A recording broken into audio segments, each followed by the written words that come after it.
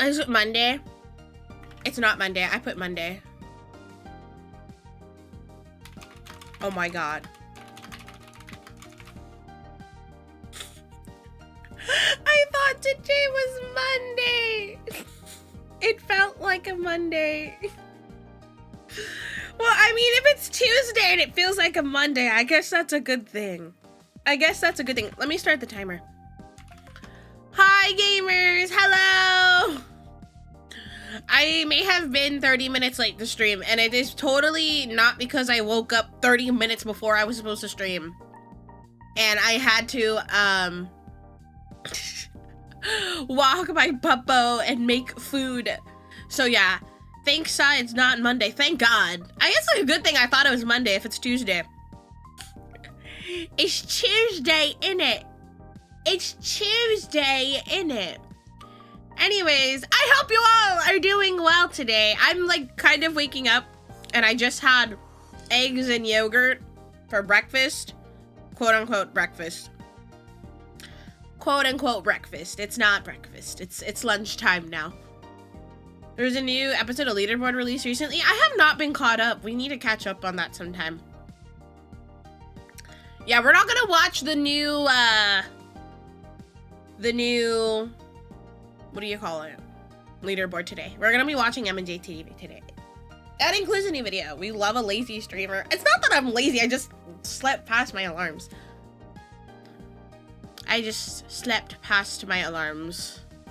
I hate that. Because I thought my ringer was on, but I guessed it wasn't on. But I think that's like an iPhone issue. I don't know how many times I could tell you that I have put my alarm on, I had my ringer on, and for some reason, it just doesn't go off. It just doesn't go off. Walking Pupple is always good. It was a very nice day outside today, so it was nice. But yeah, it's actually gonna be we're gonna get 2 streams today, by the way, chat. We're getting 2 streams today because I'll be going back on at 5:30 p.m. Pacific time. I have a collab today. We're playing Yap Yap. I'm playing with Aries, Nicole, Goodnight, Shade, and Naren. So you guys are spoiled today. You guys get to Poseidon streams. Yippee collab! I need to do more games like that. So hopefully moving forward we can see more stuff. I get so excited when I get invited to things like this because oh my goodness, I think I've talked about this a few times. However, I really like I enjoy doing solo streams, I think, the most. Because I feel like whenever I'm in collab streams, I think one of my biggest strengths is communicating with my chat and chatting with you guys and stuff. So when I collab, I feel bad whenever I don't pay attention to my chat. And it's sad. I feel really bad. So what I do, how do I say this? Collabs, I love them, but it makes me like feel bad for my community, if that makes sense, because I don't get to chat with you guys. Better than being a light sleeper and still managing to sleep through your alarms. Oh my god. That's yeah, I'm a pretty heavy sleeper. I don't want to say I'm too heavy of a sleeper. I've definitely woken up in the middle of the night because I hear stuff outside and I get scared. There's an old MJ versus PM for you. It's really funny to watch. Ooh, I have already picked out all the videos today though. So we have 5 videos we gotta get through today. How do I say this? We have 2.5 hours left on the timer. So if the timer somehow runs out before collab, we'll just conclude the subathon today. I suppose. What if we're into you ignoring us? I can assure you that most of my chat, I don't know if you guys are okay with that. I've gotten complaints about that. where so I do like every few months I do this like survey where I do like I ask my chat on like a Google Forms, like, what do you enjoy about Poseidon streams? What do you want to see more of? Stuff like that. And a lot of the responses for like, what do you want Sai to improve on, was just like, well, we don't really like the collab stuff because we don't get to talk to you. Which is, I think, is so valid. I think I do not take offense to that, because honestly, I feel like that's valid. Hi, Kitchen General. Been a while. Welcome back. Well, do you think the timer will run out? I think it'll run out today.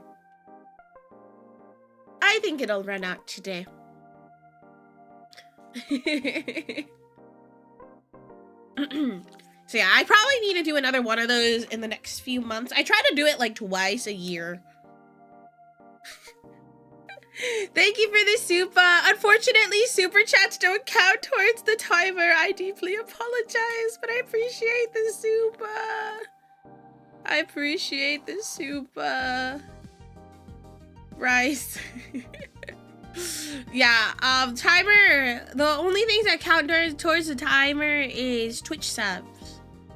So, yeah. Oh, that's another thing. Thank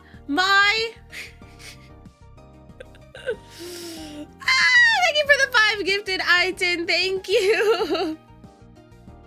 What was I gonna say? I'm remonetized on YouTube, chat. I am remonetized on YouTube. I did get my AdSense fixed, so all the memberships and super chats and stuff I will be able to get the revenue from. So I'm super happy, because I feel I've been like a month and a half without my YouTube revenue. Anonymous, thank you for the 5 gifted. We started a hype train. Help me. How are we back to 3 hours? Let's go. My point exactly. 3 hours. Thanks for the gift, Anon. Thank you.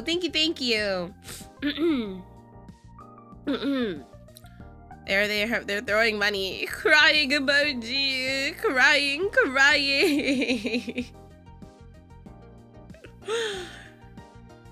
Can we get some 9K subs so we can show some stuff?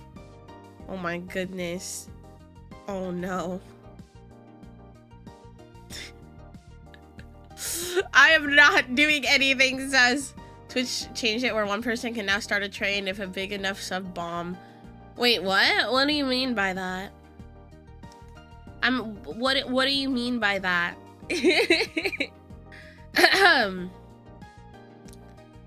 Cambex, thank you so much for the 2 months. Thank you.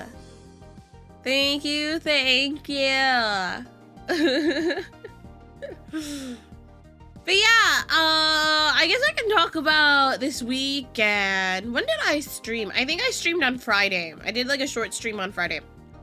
I had a great 3-day weekend. I didn't have class yesterday because it was a national holiday, which is always nice. I like not having class. That's really cool. However, I do have a paper due at the end of this week, and I have like another exam at the end of this week that's due. So I might be cooked. I don't know what's going on. I have no idea what's going on in one of my classes, and I have to write a paper for it. And wish me luck, chat. I'm gonna be sitting here for a few hours, just like Camex. Thank you for the 10 gifted. Guys, the YouTube video with my mother is actually looking like it could be possible. It is looking like it could be possible. I don't miss school. I mean, I am in school, but I will not miss school when I'm out of school. I will not miss it. Yeah. When people tell me, like, man, school's easier than working, like, a 9 to 5, I kind of just, like, stare at them and I'm like, are you sure about that? Listen, I'm sure there are jobs out there. People have some really dangerous jobs, okay? But, like, like an office 9 to 5, I feel like might be a little easier than going to school full time.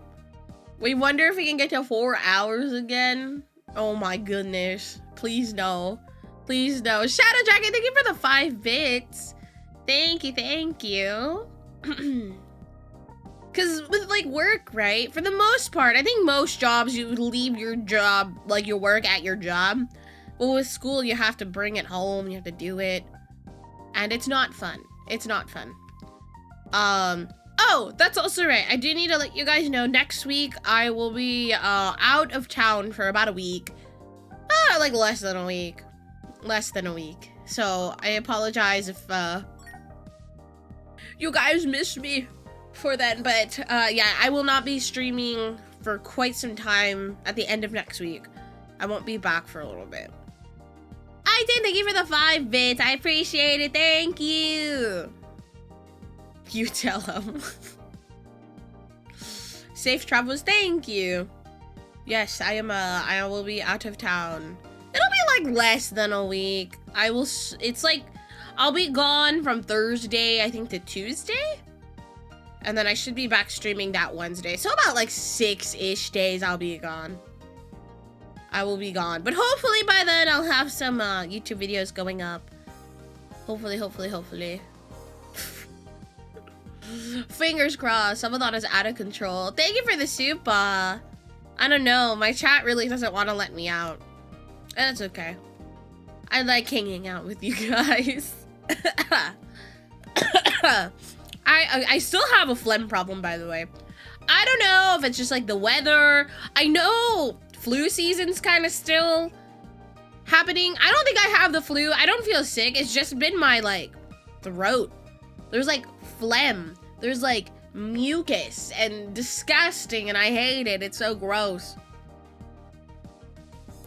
During the trip just gives you all more reasons to greet us after the trip. Yay!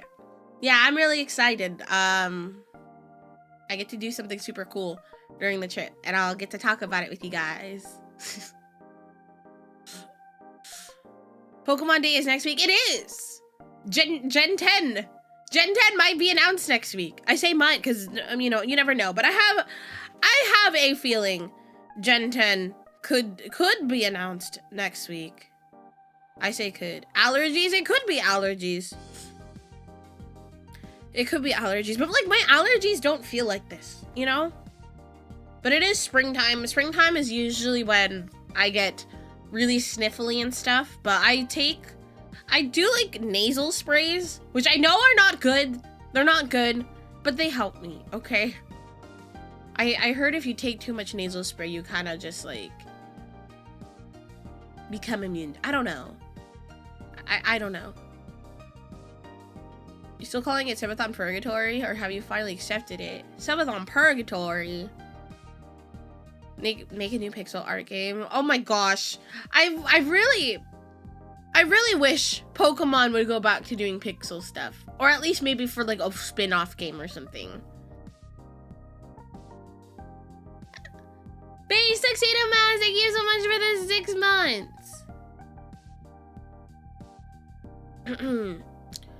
Allergies is possible. My sinuses have been bothering me. Dude, I hate that. I hate that. I used to get like sinus infections all the time when I was in high school. And it's because at the time I had lived somewhere where the air wasn't great. There was just a lot of wind and stuff, and like my sinuses would get clogged, and it was just not, it was not fun. It was not fun. So I had like a sinus infection at least 2-3 times a year, and it was so horrible. And then like the sinus infections would lead to ear infections. But I am very thankful to say I haven't had any of those in a very long time. You can always use saline-based nasal spray. It's not as effective, but you can use it as much as you need. True.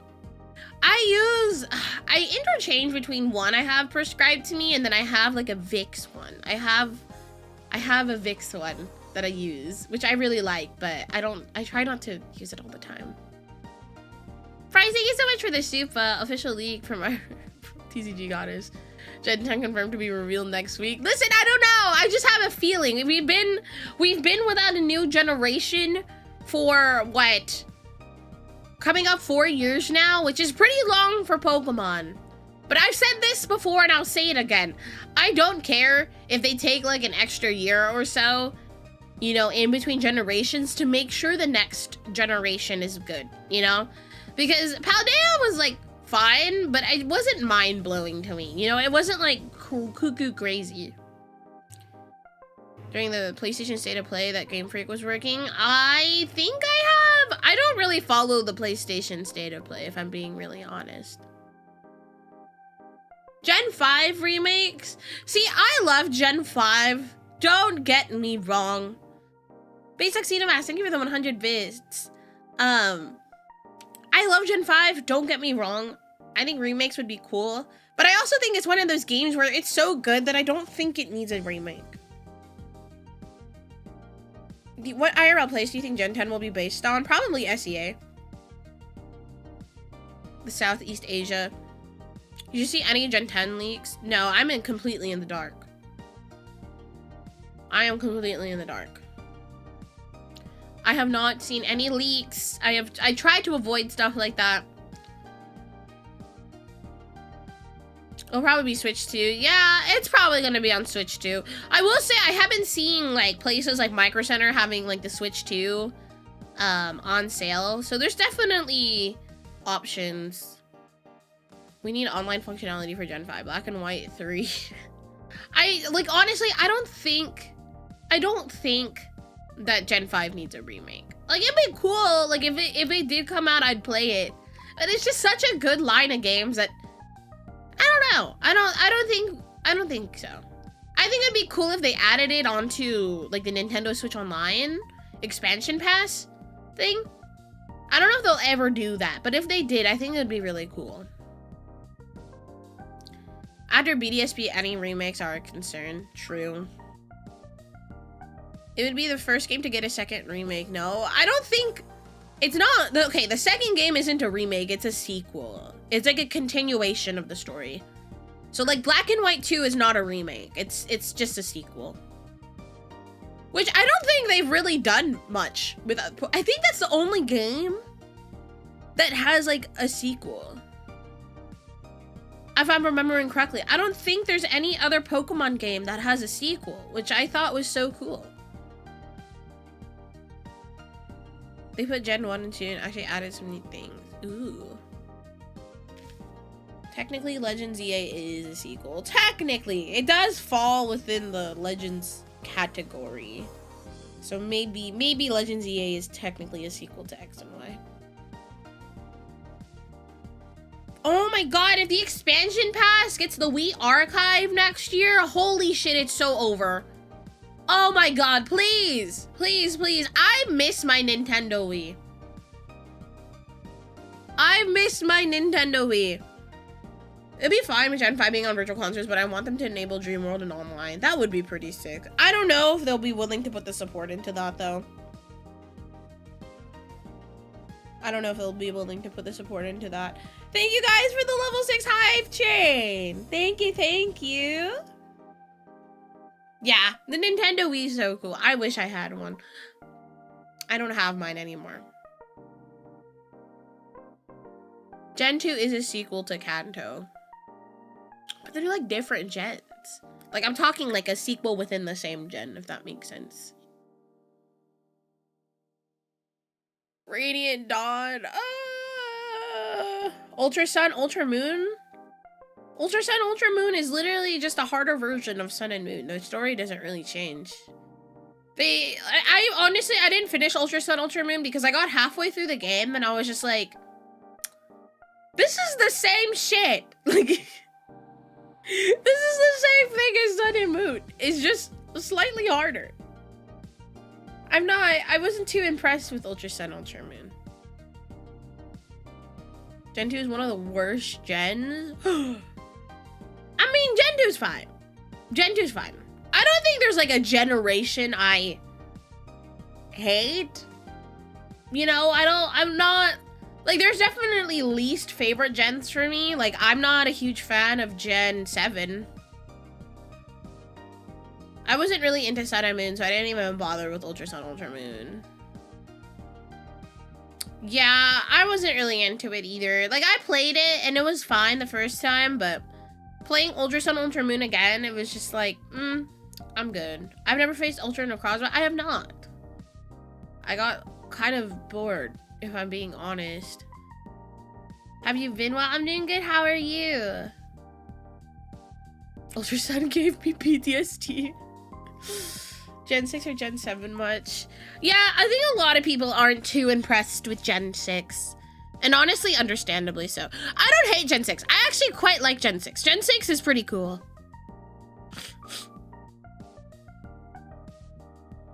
All they did with the Ultra games was make a random legendary relevant. Yeah, you could make that same argument with Platinum.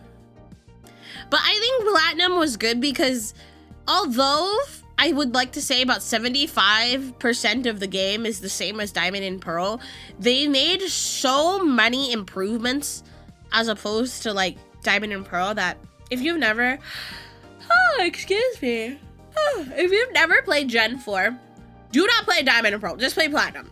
It's just a much better version of the game. I like Gen 6. I didn't hate Gen 6. It was a lot of fun. I liked being able to customize my character. I have very fond memories of Gen 6. Platinum best game. I love Platinum. It's still my favorite Pokemon game. So I guess it's biased. I'm a little biased. Ultra was like a Souls-like boss in the middle of my Pokemon game. Hi, Midnight Castle. You started with Gen 4? I did. I grew up with Gen 4. I got into Pokemon right when Gen 4 released. So. That's why I didn't like BDSP. No, literally. Literally. You want to play Gen 4, you have to play Platinum. Exactly. Exactly.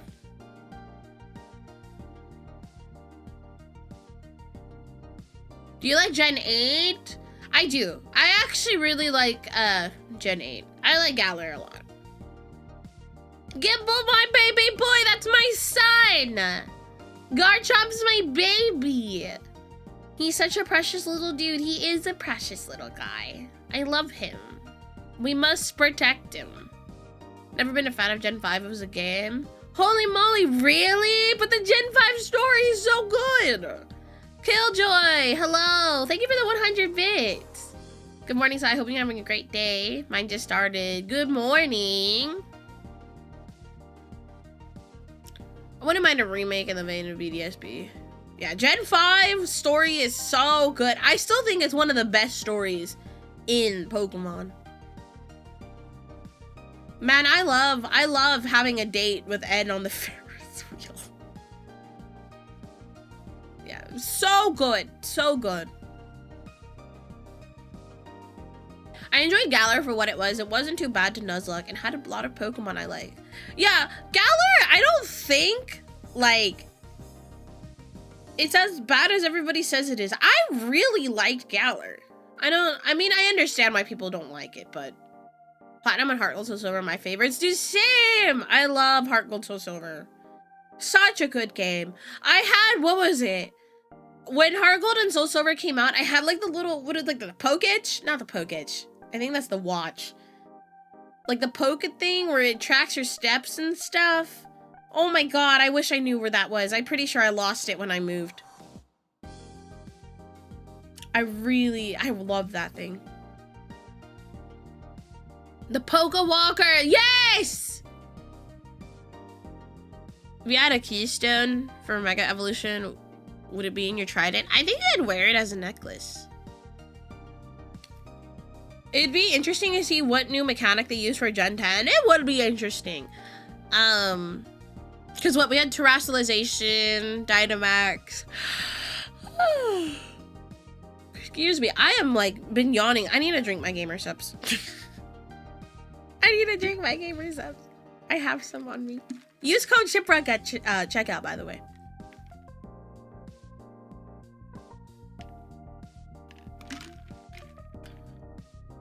Today's flavor is lean. It's really good. I love lean.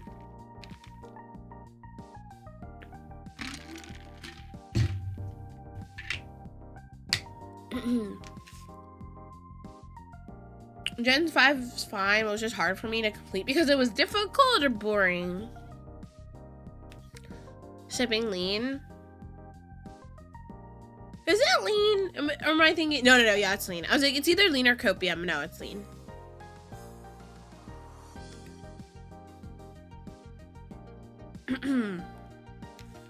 I have mine but lost my soul silver. No!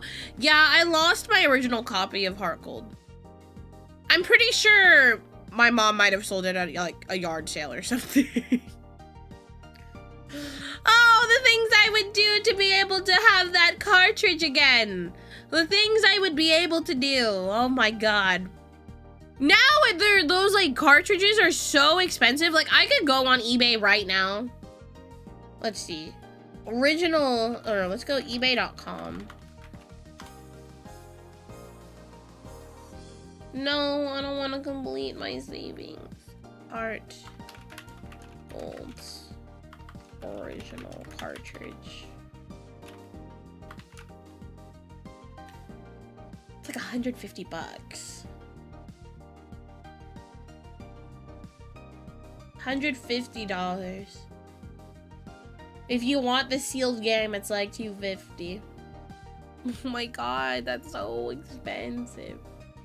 I still have my original 3DS, but I feel like it's so tiny for me now because I'm so used to playing on my Switch. I look at my like original 3DS, I'm like, damn, this is so small.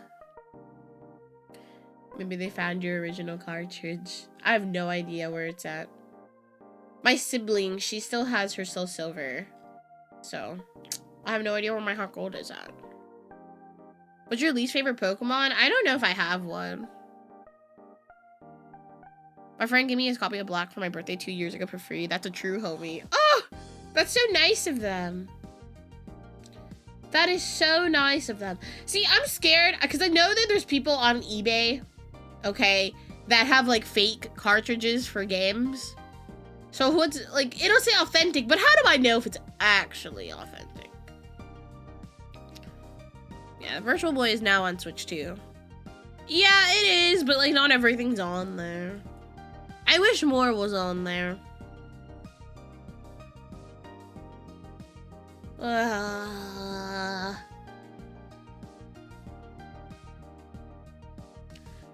Aesthetics to BDC, but I agree they should have done all the fixes and upgrades like the other remakes did. True. Like, I have no problem. Right, with the visuals of BDSP. I think I just hate that it literally is just Diamond and Pearl. Like, they didn't bother to remake parts of the game or improve parts of the game. Coliseum and XD are coming soon though. Yes! Are they out already? I have to double check. I don't know. I've been playing so much on my Switch too recently. I've been having a lot of fun. I've been playing just Stardew Valley though. Stardew Valley has been my game right now. I think I've played maybe 50 hours in the last 2-3 weeks.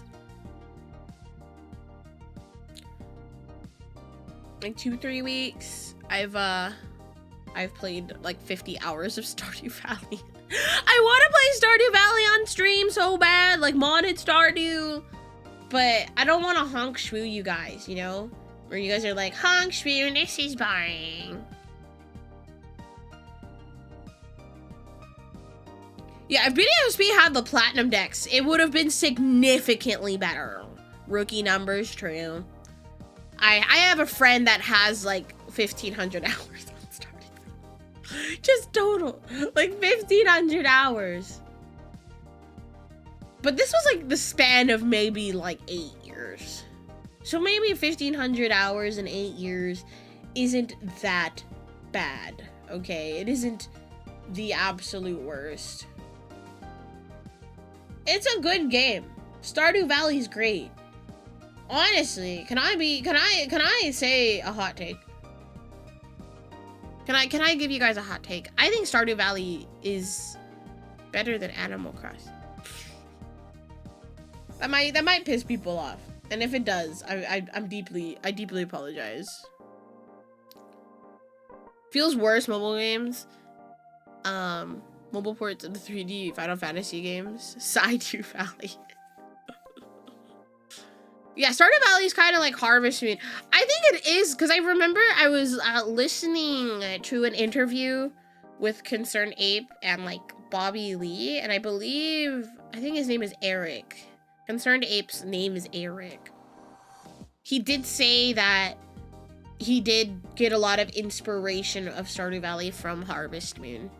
So, yeah, and apparently the Harvest Moon creator complimented Stardew Valley. So, yeah, I just love farm sims. Like, they're low-key a guilty pleasure. I don't talk about it a lot because, I mean, it's just like one of those chill games, you know? One of those really chill games. I hope Gen 2 gets a better remake than BDSP.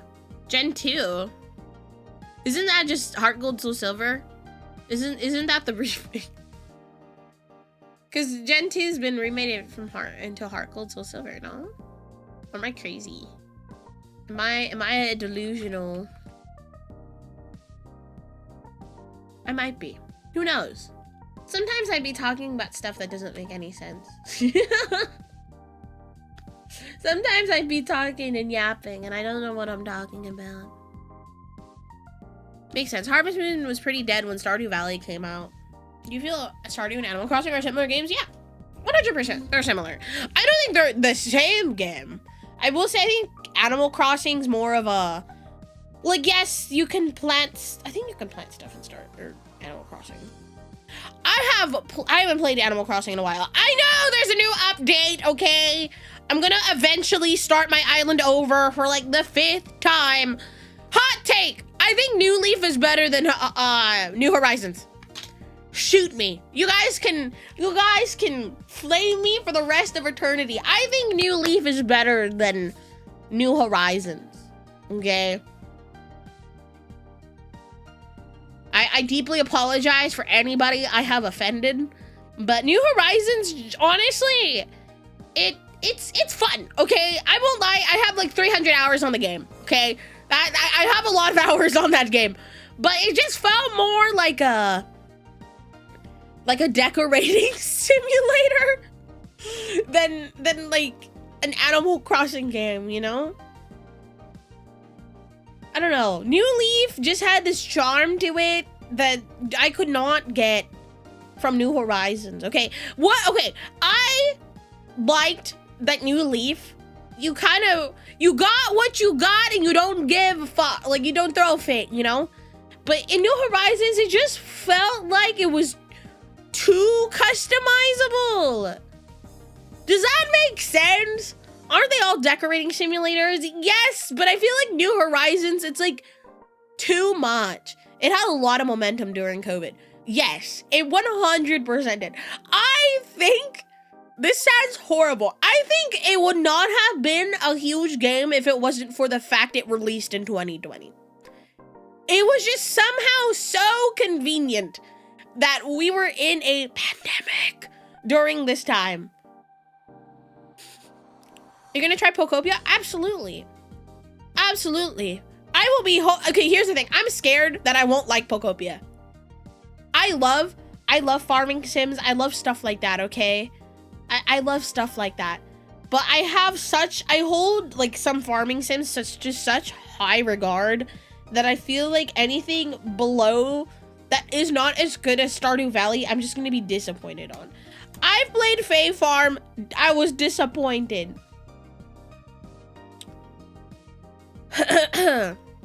What is Kakuna's final evolution? Beedrill. No, should have made a Harvest Moon game decades ago. Beedrilling your mom. My mom would not like that. Yeah, they set the bar way too high. I also disagree. People are like, Stardew Valley is a cozy game.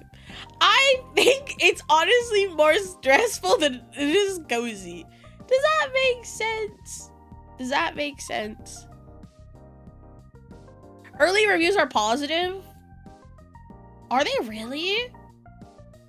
Pokopia should be out in March. If I pre-order this, will I get a bonus? Is there any pre-order bonuses for this? Disney Dreamlight Valley? It's been on my wish list forever. I've never played it. It's been on my wish list forever. Let me see. Does Pokemon Center have... Yeah, I don't trust reviews all the way. If I pre-order it from... It's $70?!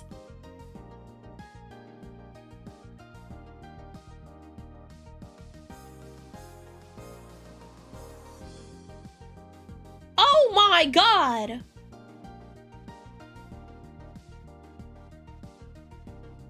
It's $70? Hello? This is criminal. Oh, this is so bad. Remember when games were not $70? If I pre-order on Amazon, I get a serial code to get a flat leaf plant. Great. Amazing. Yeah, I don't trust reviews. I don't trust reviews.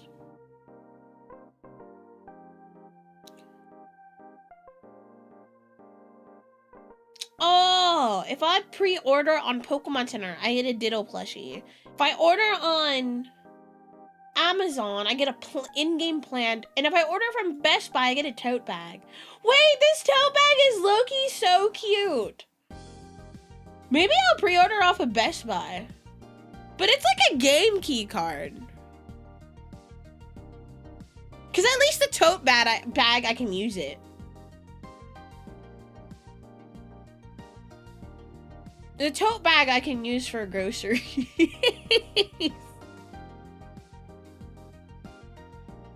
I want the physical version, but it's like a digital game card. Game key card.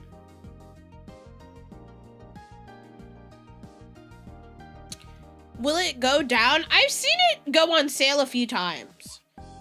I think Micro Center had it on sale for a little bit. Someone pre-order for her. No, I will pre-order it myself. No worries.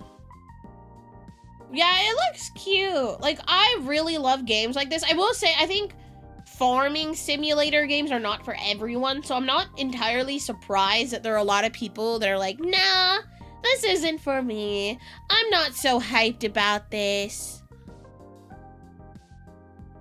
I would download digitally. I am running out of space on my Switch SSD. I need to actually go buy a new Switch SSD. Or at least transfer everything over. Which I think would be a nightmare. Yeah, farming sims are not for everyone. For me, I just love it because it just brings me comfort, you know? I have so many fond memories of playing like New Leaf and stuff when it's raining outside. Why am I yawning? Why am I yawning?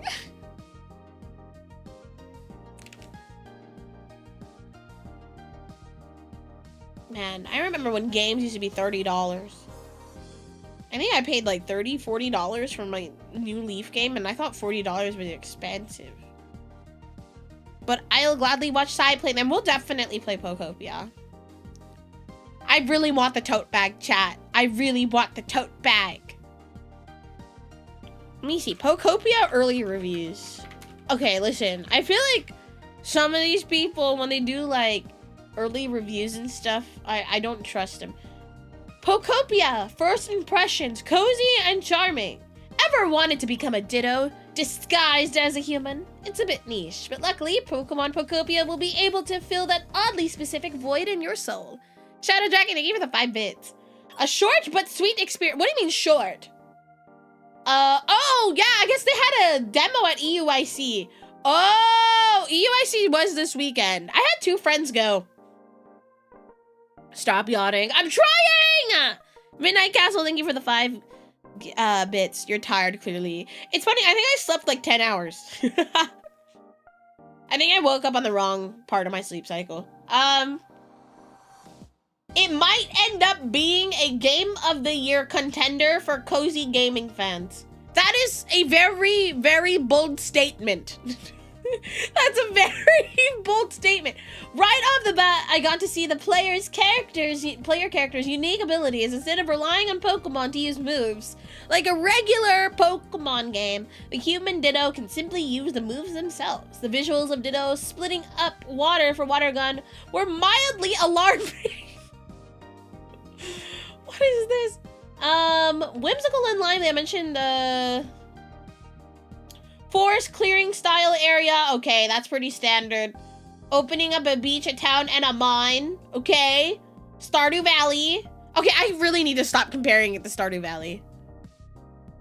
I think more subs will wake her up. No, I'm awake. She needs to take a nap. I would love to take a nap.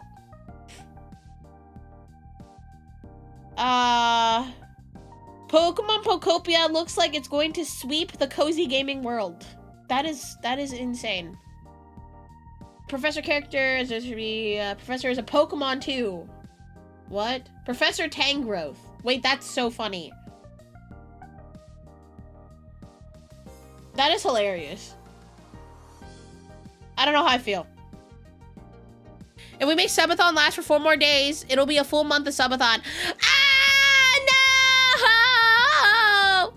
It'll be comparable to Dragon Quest builders. I've actually never played Dragon Quest. I have a friend that really loves Dragon Quest, and I've told him, I'm like, I've never played Dragon Quest. Please, I'm awake, no more! Anonymous, thank you for the 5. Guys, no more, please. Paid reviewer. Yeah, that's why I don't trust early reviews, because I feel like most games, their early reviews are just like sucking their dick, you know what I mean? And then you play the game and you get disappointed. It looks cute though. I will say it looks very, very cute. So I will be purchasing. The Dittos can transform into humans or human-like. That's what happened in Detective Pikachu. Jesus. That's what happened in Detective Pikachu. There was a Ditto that turned into a human.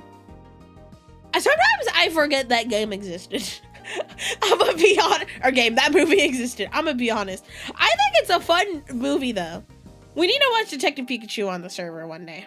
On very, very legal websites. Trust. Raise that timer. No! We're already at 3 hours, okay? We're already at 3 hours.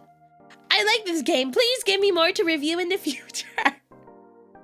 Yeah, I didn't know they had a Pokemon Pokopia demo at EUIC. I've never seen the movie. I somehow avoided it. I mean, it's a fun watch. It's definitely a fun watch. It's not a bad movie. At least to me. I don't think it's a bad movie. It's fun.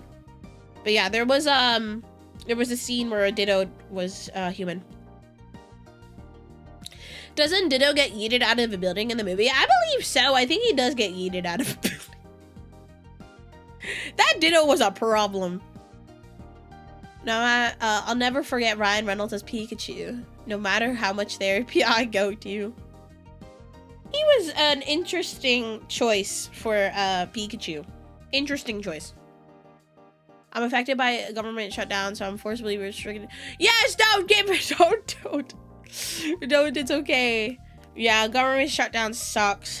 Man, I'm so sorry. My heart goes out to you, man. My daughter hates the Detective Pikachu cards. Oh my goodness. I think I still have some. They're somewhere. I think they're all like hella warped though. Go into debt for Sai. Nobody's allowed to go into debt for me. Nobody's allowed. Detective Pikachu was Mario? What? Are you talking about Chris Pratt? Chris Pratt and Ryan Reynolds are 2 different people. Chris Pratt is Star-Lord and Ryan Reynolds is Deadpool. Ryan Reynolds and Chris Pratt are 2 different people. It's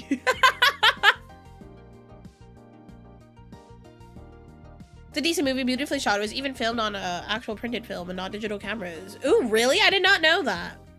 Have you ever played Detective Pikachu? I've not. I was playing Eidolon and was beating the crap out of the first boss. Ooh, I have no idea what that game is, but hell yeah. I'm excited for the new Mario Galaxy movie. Me too. I'm actually really hyped for it. My bad, gang. No, you're good. You're good.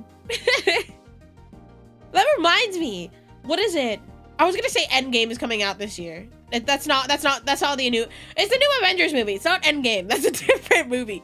Rosalina looks adorable. Did you guys see? She was packing it. Rosalina, she had a huge ass schlong. Huge schlong.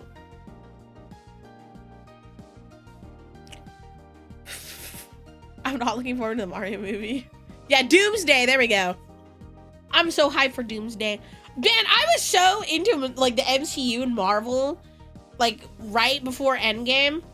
Like every movie before Endgame, I was like, yes, awesome. And then Endgame happened, and then everything after that was just like, meh. Meh. I think the only movies I really liked Shang-Chi. I thought Shang-Chi was such a beautiful movie. I liked Black Panther, the second one. That was fun. I liked that one a lot. And then everything after that was just like, meh. Like, the newest Captain America movie, I pretend didn't exist.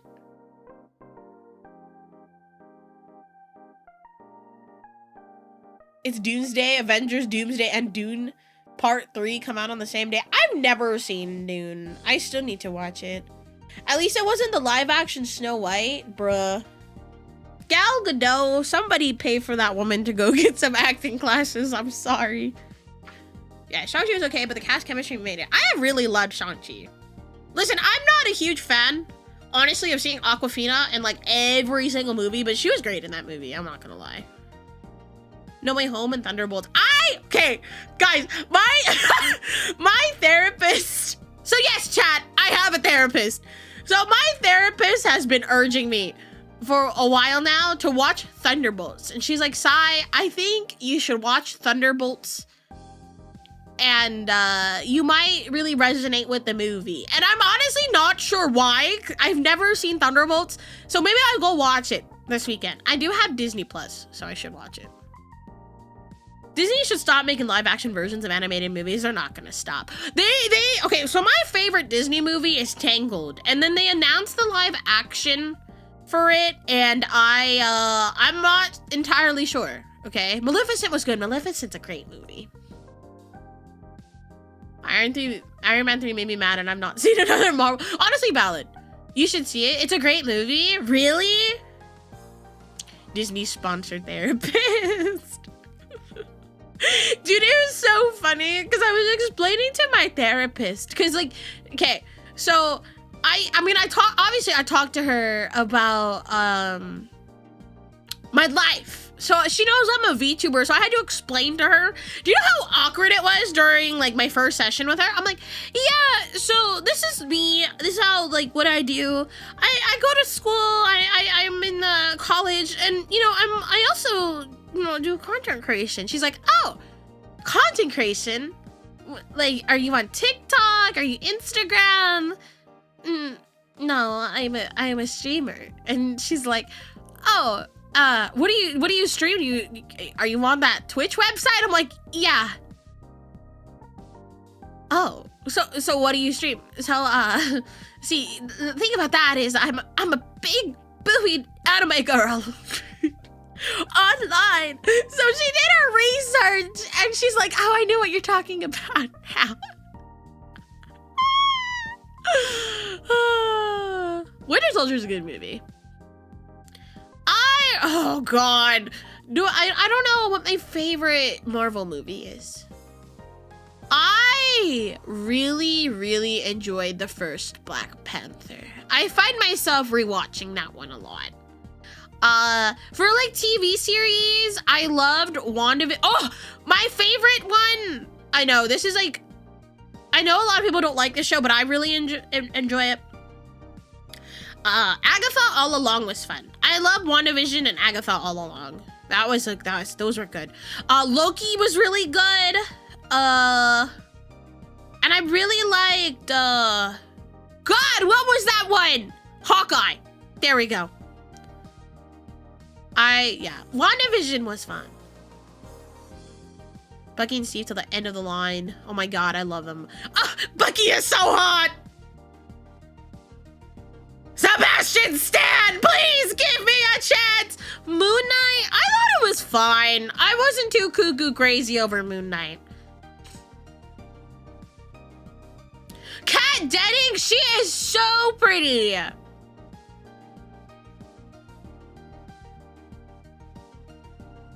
I'm about to piss so many people off. I've never seen a Marvel movie. That's okay. There's some people that haven't seen them. Have you seen Daredevil? I have not. That's the blind lawyer guy, right? I'm not crazy. It's the blonde lawyer dude. Yeah, I heard there's a new season of Daredevil. OG Iron Man still holds up. I agree. I still think OG Iron Man's a really good movie. Like anything before Endgame, I feel like is decent. You know what I mean? Like I don't think they're bad. Jessica Jones is hot. I'm sorry. I think she's very bonita. Very bonita. Who's your favorite Marvel superhero? Oh, man. That's hard. I really love Doctor Strange. I think Doctor Strange is so cool. I also just really like Benedict Cumberbatch.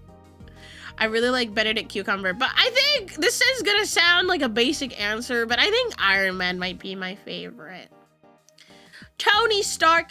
Oh, how do we feel, chat? How do we feel about Robert Downey Jr. coming back not as Tony Stark? At least to our knowledge, not Tony Stark.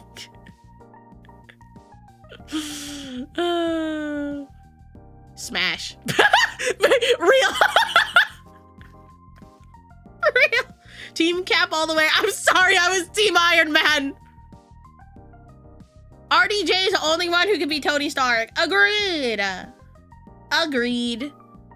Yeah, how do we feel about RDJ coming back as Doctor Doom? See, there are some theories that Doctor Doom is just a different variant of Tony Stark, because I guess that's something in the comics. But I don't know. I don't know how they're going to handle that. Ant-Man 3 and Doctor Strange 2 need a do-over. I pretend Doctor Strange 2 didn't exist, if I'm being really honest. Iron Man or Batman? Ooh. That's hard. I don't know. Iron Man, maybe. Maybe Batman. Batman's pretty strong. Do you guys remember when the Batman movie came out? It was like Robert Pattinson, okay? Mr. Edward Cullen from Twilight.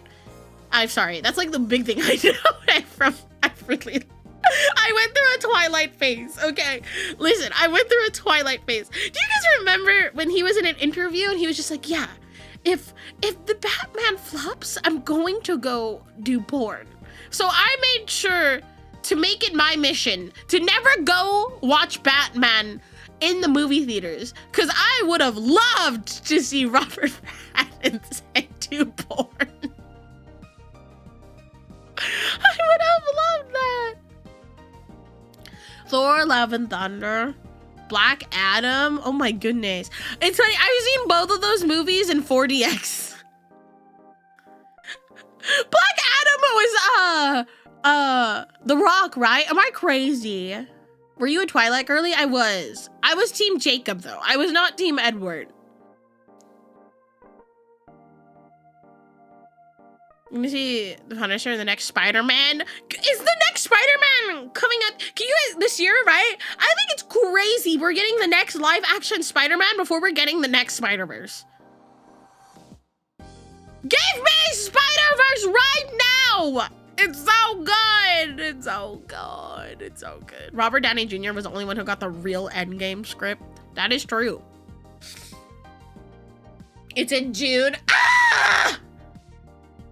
I cannot wait. I cannot wait.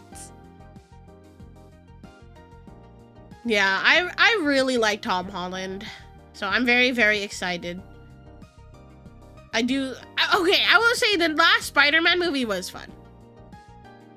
The last Spider-Man movie was a great time. Spider-Verse 2027. I cannot believe this. They're doing K-pop Demon Hunters too. Can I be honest? I don't think there should be another K-pop Demon Hunters. Listen, I like K-pop Demon Hunters. I think it's good, but it's just one of those things that I feel like they were almost forced to make a sequel because of how like popular it was. I get it. It might be like a money thing, but at the same time, I just feel like leaving stuff alone and leaving it as is like leaving it like almost like a relic. I think is great.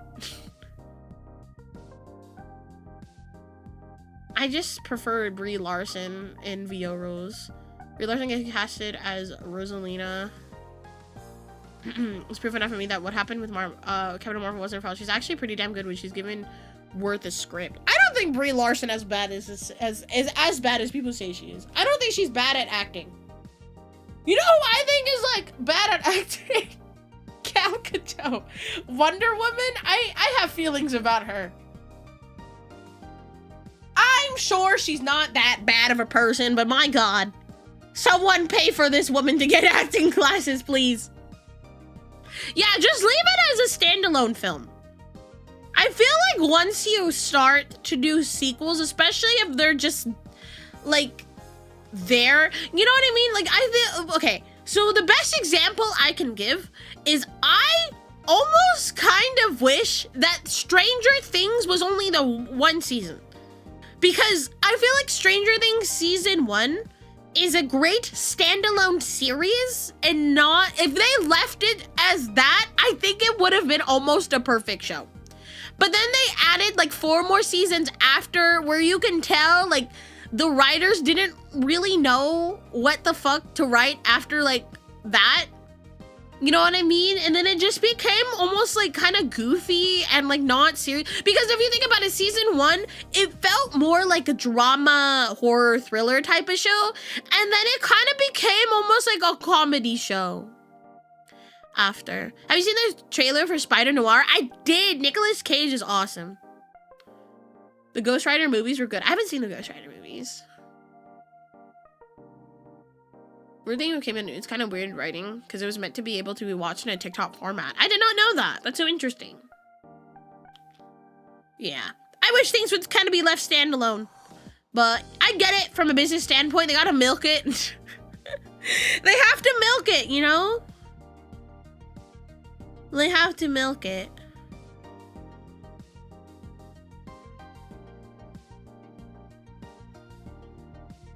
Sorry. One moment.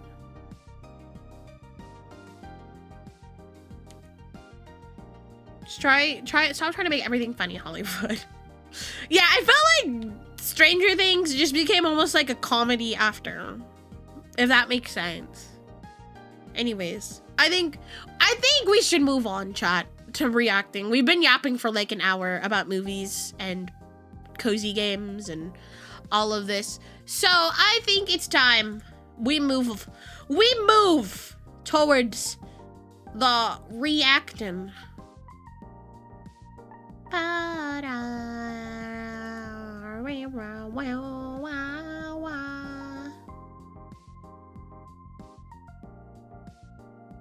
Deadpool's gotta be peak anti-heroes. I love Deadpool.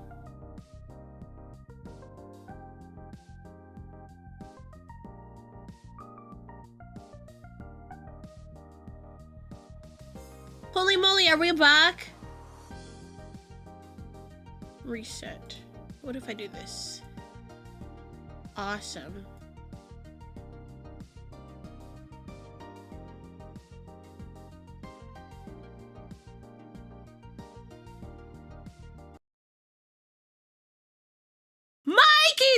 time. We're back with more Sigh and React. Yeah, new MandJTV video dropped today. 9 ways to make Pokemon too easy.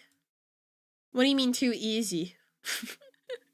I guess we'll have to find out. Anyways, 9 ways to make Pokemon too easy by MandJTV. Games are too easy.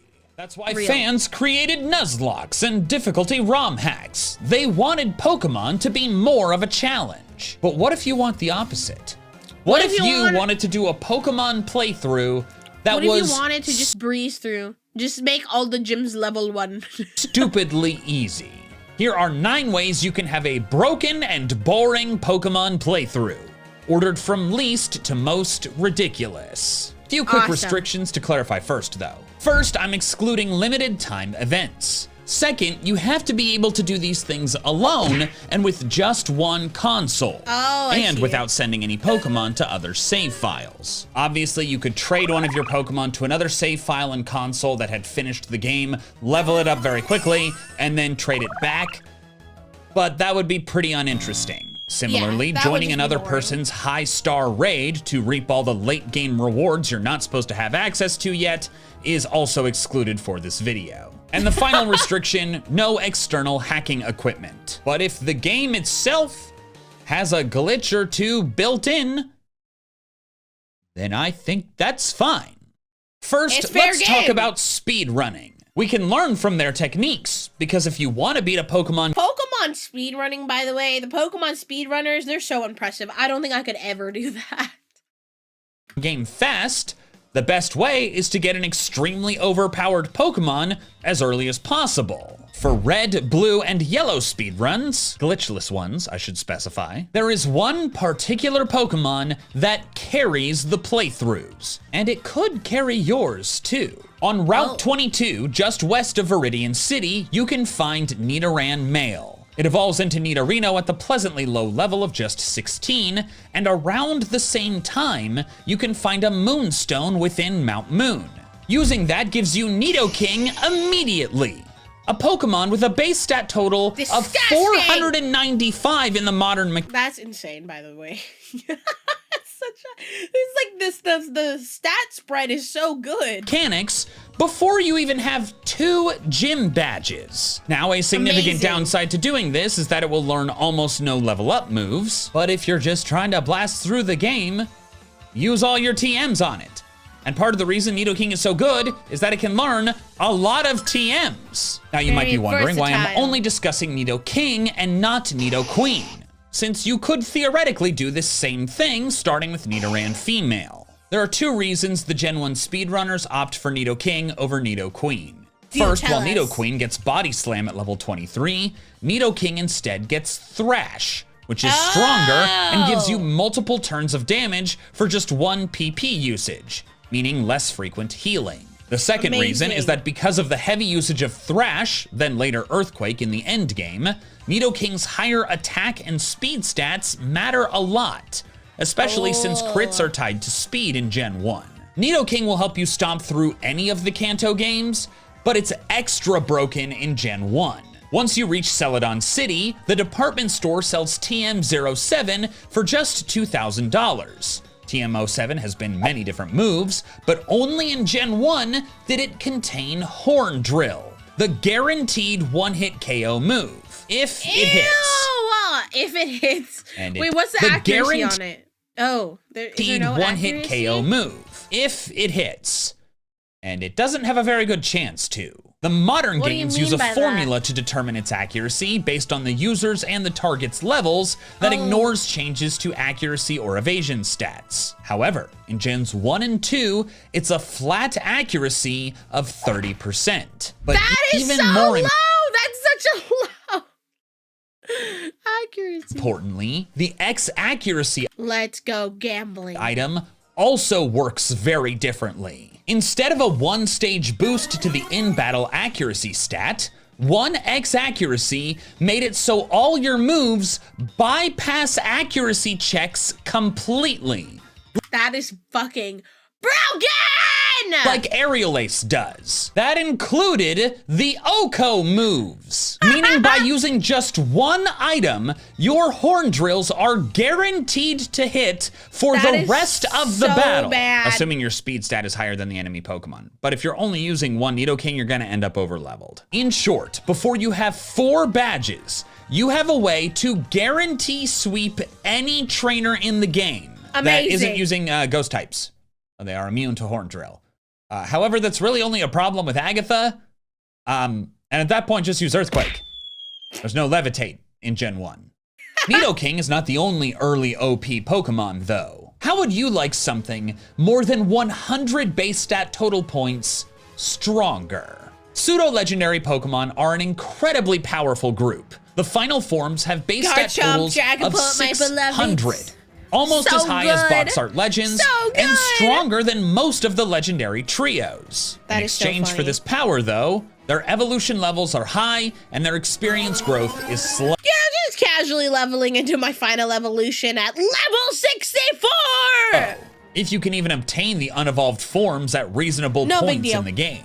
And then came the Alola games, and they ignored these limitations. Sun and Moon introduced the SOS feature, where during a battle with a wild Pokemon, it may call for help, summoning an ally to their side. The more you call in, the better IVs the new Pokemon will have, and the more likely it becomes they will have their hidden ability or be shiny.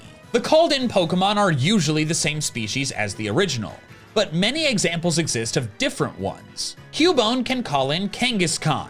Tauros can summon Miltank. Castform can pop up in lots of places if there's some kind of weather condition. But most of these different species ally Pokemon are the evolved forms of the original. And one of those situations is Bagon summoning Salamence on Route 3. Dad, help me!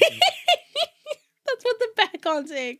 Dad, help me! This trainer's trying to kill me! Before fighting Hala, you can find wild Bagon that have a 1% chance to call in a level 9 to 12 Salamence.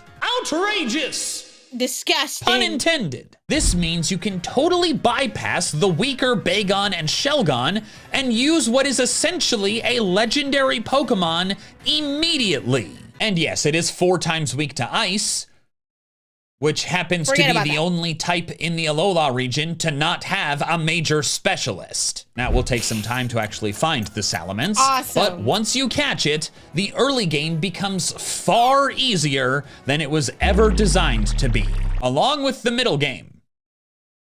And probably the end game, too. I don't know, I've never done this. The whole game, just the whole game. This next method gives you an equally strong Pokemon, but right off the bat. It's gonna cost you, though. Alongside the launch of Pokemon Let's Go Pikachu and Eevee, an accessory called the Pokeball Plus was released. This $50 controller could be used to play the games, but you could also deposit Pokemon into Go. I used it for Pokemon Go. Interact with them within the ball, and connect it to Pokemon Go. Doing these things could gain you items in Let's Go, like candies and berries. It was pretty lame. Not a very good controller. I liked it. And also I did the deposit thing like once and it was pretty boring. But most significantly, a Pokeball Plus could dispense a Mew to your save file immediately upon starting the game with no restrictions. Mew also has a base stat total of 600, but you get it sooner than Salamence, and it can learn any TM in the game, letting you customize it for any of the major battles. Plus, it's a psychic type, infamously strong in Kanto, even as late as Gen 7, due to the lack of Dark and Ghost types. However, one Pokeball Plus dispensed one single Mew. Not one per save file, one total. This Mew is extremely powerful, but it is a $50 Pokemon. Even if you buy a used Pokeball Plus on eBay or something, it almost certainly does not have the Mew on it anymore. I've ranted about this in other videos before, and so I'm not gonna do it again at risk of raising my blood pressure. King. So in short, it's one of the most anti-consumer things Pokemon has ever done. Just crash out, I understand. But the Mew was strong, so that's why I'm talking about it. Hi, real quick, I just wanted to add a clarification here. I know I used the past tense in this moment, but the Mew doesn't technically count as a limited time event, because if somehow you do get your hands on a Pokeball Plus that has not dispensed the Mew, then you can still do it today. Amazing. Even though it's probably pretty unlikely that you could find that. Good luck. Fun fact, this Mew can also be redeemed in Sword and Shield, but very few people probably did that. If you bought the accessory alongside Let's Go, which is what it was launched alongside, why would you wait a year to put it in Sword and Shield when you have Let's Go right away?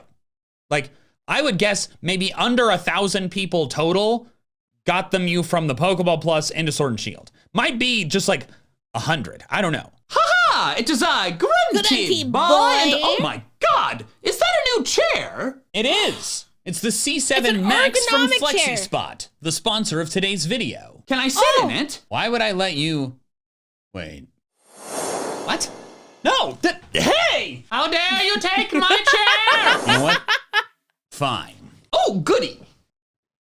Ooh, wow, it's so comfortable. I'm a big believer in the importance of good ergonomics, especially if you spend a lot of time at your desk, work. Man, and I just bought a chair like 2 months ago. If only this ad was 2 months ago. Or gaming like I do. And the C7 Max is perfect for that. You can change the back height and seat depth, and the headrest is 3D adjustable. The armrests are the most customizable I've ever seen on a chair, and the lumbar support is excellent. Unlike most chairs, it supports the sacrum, meaning it automatically supports the lumbar too. Oh, and don't forget the seat cushion, 0.2-inch latex with memory foam. Ooh, such that exquisite sounds so reclamation. nice. And what's this down here? Oh, there's a footrest too. Exquisite. I should buy a boat. How about you just boat? buy the chair?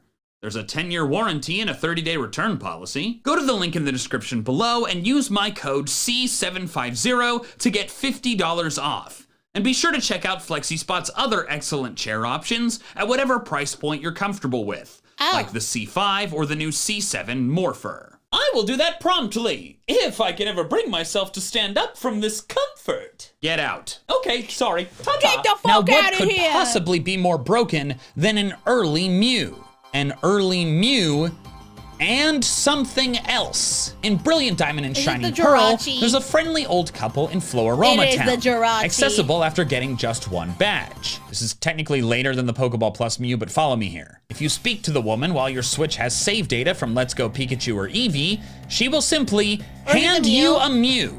It's level I got Jirachi. 1, so you'll have to catch it up to the rest of your team, but still, this is a very early, very strong Pokemon, as I just explained. But what about the man? If you have save data for Sword or Shield, he hands you a Jirachi! There we go. 2 mythicals! With 1 badge! One can learn any TM, and the other is a Steel type with 9 resistances plus an immunity. So sure, it's not quite as Amazing. early as some of the other ones I've discussed, but like, it's 2 mythicals!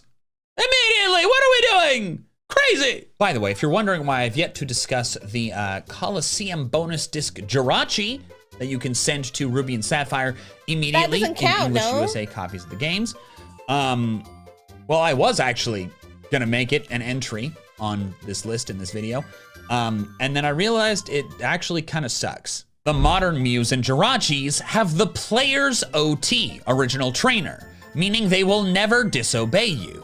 But the bonus disc Jirachi's OT it's is not. Wishmaker. Technically Wishmaker if we're getting silly. So you're fine right away until it hits Wishmaker. level 11.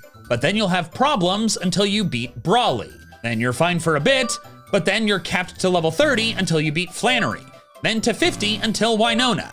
So if you're trying to like solo run blast through the game with this Jirachi like you could with the Salamence or the Mews, you actually probably can't. It's gonna end up disobeying you way too frequently. Now, how could we possibly get any more ridiculous than 2 early legendary Pokemon? How about 3? Pokemon Dream Radar was a game available in the 3DS eShop. I forgot where about players this could use the game. system's camera and augmented reality technology to shoot lasers at Genuine question, did anybody play this? Because I don't remember playing this at all. I forgot this game existed. clouds and Pokemon flying around your room. Okay? Maybe it was fun. I don't know. I've never played it. This game would likely be forgotten by now, either. except for the fact that it introduced the Therian forms of Tornadus, Thundurus, and Landorus, and served as the only way to obtain them in Black 2 and White 2. Once you progress far enough in Dream Radar and obtain these legends, you can transfer them to your copy of Black 2 and White 2 with no progression restrictions. Instead, their levels scale depending on your number of badges. And if you have none, they'll be level 5. Heard of it. They'll have your OT Yeah, though. So you can start the I actually think most people have never heard of Dream Radar. I remember it because someone in my school kept playing it during recess. Like, they'd sneak their DS into recess and like, look, I can shoot this thing on the playground. And yeah, I didn't really care for it, if I'm being really honest. game with 2 580 base stat total Pokemon and 1 600. And sure, they're all flying types, but because there's 3, they cover each other's weaknesses. Rock and Electric are stopped by Landorus, whose water weakness is handled by Thundurus. They are all weak to ice, but this is Black 2 and White 2. Bryson's a movie star now. Progressing far enough in Dream Radar to get them will take some time. I love doing the little movie stuff with Bryson. It was so cool. And if you don't already have the game, you'll have to do some fancy technology to get it today, because the 3DS eShop is no more. This doesn't really count as a limited time event, though, since if you have everything accessible, eyes emoji, you can still run through an entire game with 3 legendary Pokemon. Awesome. Quick side note before I move to the next entry, though, Dream Radar can also get you the box art legends for the Gen 4 games if you insert their cartridges into the 3DS. However, I simply could not find a clear answer online on whether you need the national dex to transfer these legends into Black 2 and White 2. So because of this uncertainty, I was hesitant to count them here. If you do not end up needing it though, then this entry might belong higher, because you'd start the game with a full team of legends, assuming you— Yeah, you just like go to your first gym. Ha, yeah, I am a Landorus. Fuck you. own all 5 Gen 4 games. The previous situations all involved obtaining high base stat Pokemon long before you normally could. These next couple situations are ways to make any of your Pokemon ridiculously OP. Chansey gives more experience when defeated than almost any other Pokemon. Farm the only ones to offer more are Mega Audino, Eternamax Eternatus, and of course, Blissey. But since 2 of those are never wild and 1 very rarely is, Chansey ends up the de facto way to get a lot of experience quickly. And this goofy pink egg holding an egg can really let you break things if you can find— Did we die? Chat, we died! I am summoning the shipwrecks. Oh no. I'm summoning. Summoning.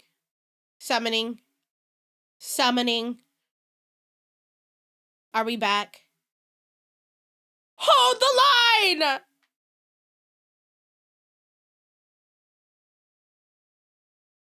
See, this is the problem with multi-streaming. I've only ever had issues with multi-streaming with the disconnecting. We're back! Refresh! Refresh! Refresh! We're alive! Editor, feel free to cut that part out. Hold the door. Wait, wrong thing. Holy moly, are we back? We're so back. I thought it was just me. No, it's just my crappy connection. But we're all good. Everything's fine. Everything is chilling. combo, but as soon as you get a catch combo of about 11, you'll have 1 on your screen at all times. Awesome. The process is simple. First, go into Mount Moon with Great Balls, Pokeballs, and Lures. Then reset a room over and over again until you find your first Chansey. Then once you do, shake the second Joy-Con to bring in a friend. This is the intended co-op mode. I honestly forgot there was a co-op mode in Let's Go. That's how much I did not care for the game. Or like a I'm parent sorry helping for my their Let's kiddo, Go Glazers. but you I can did not use care it for by it. yourself for huge advantages. Not only does co-op catching increase the chance of success, but if the throws are synced, it gives you a big experience bonus, called the synchronized bonus. You can synchronize your throws really easily by using the Joy-Con grip. Just snap both Joy-Cons into the grip and then throw 2 controllers as one.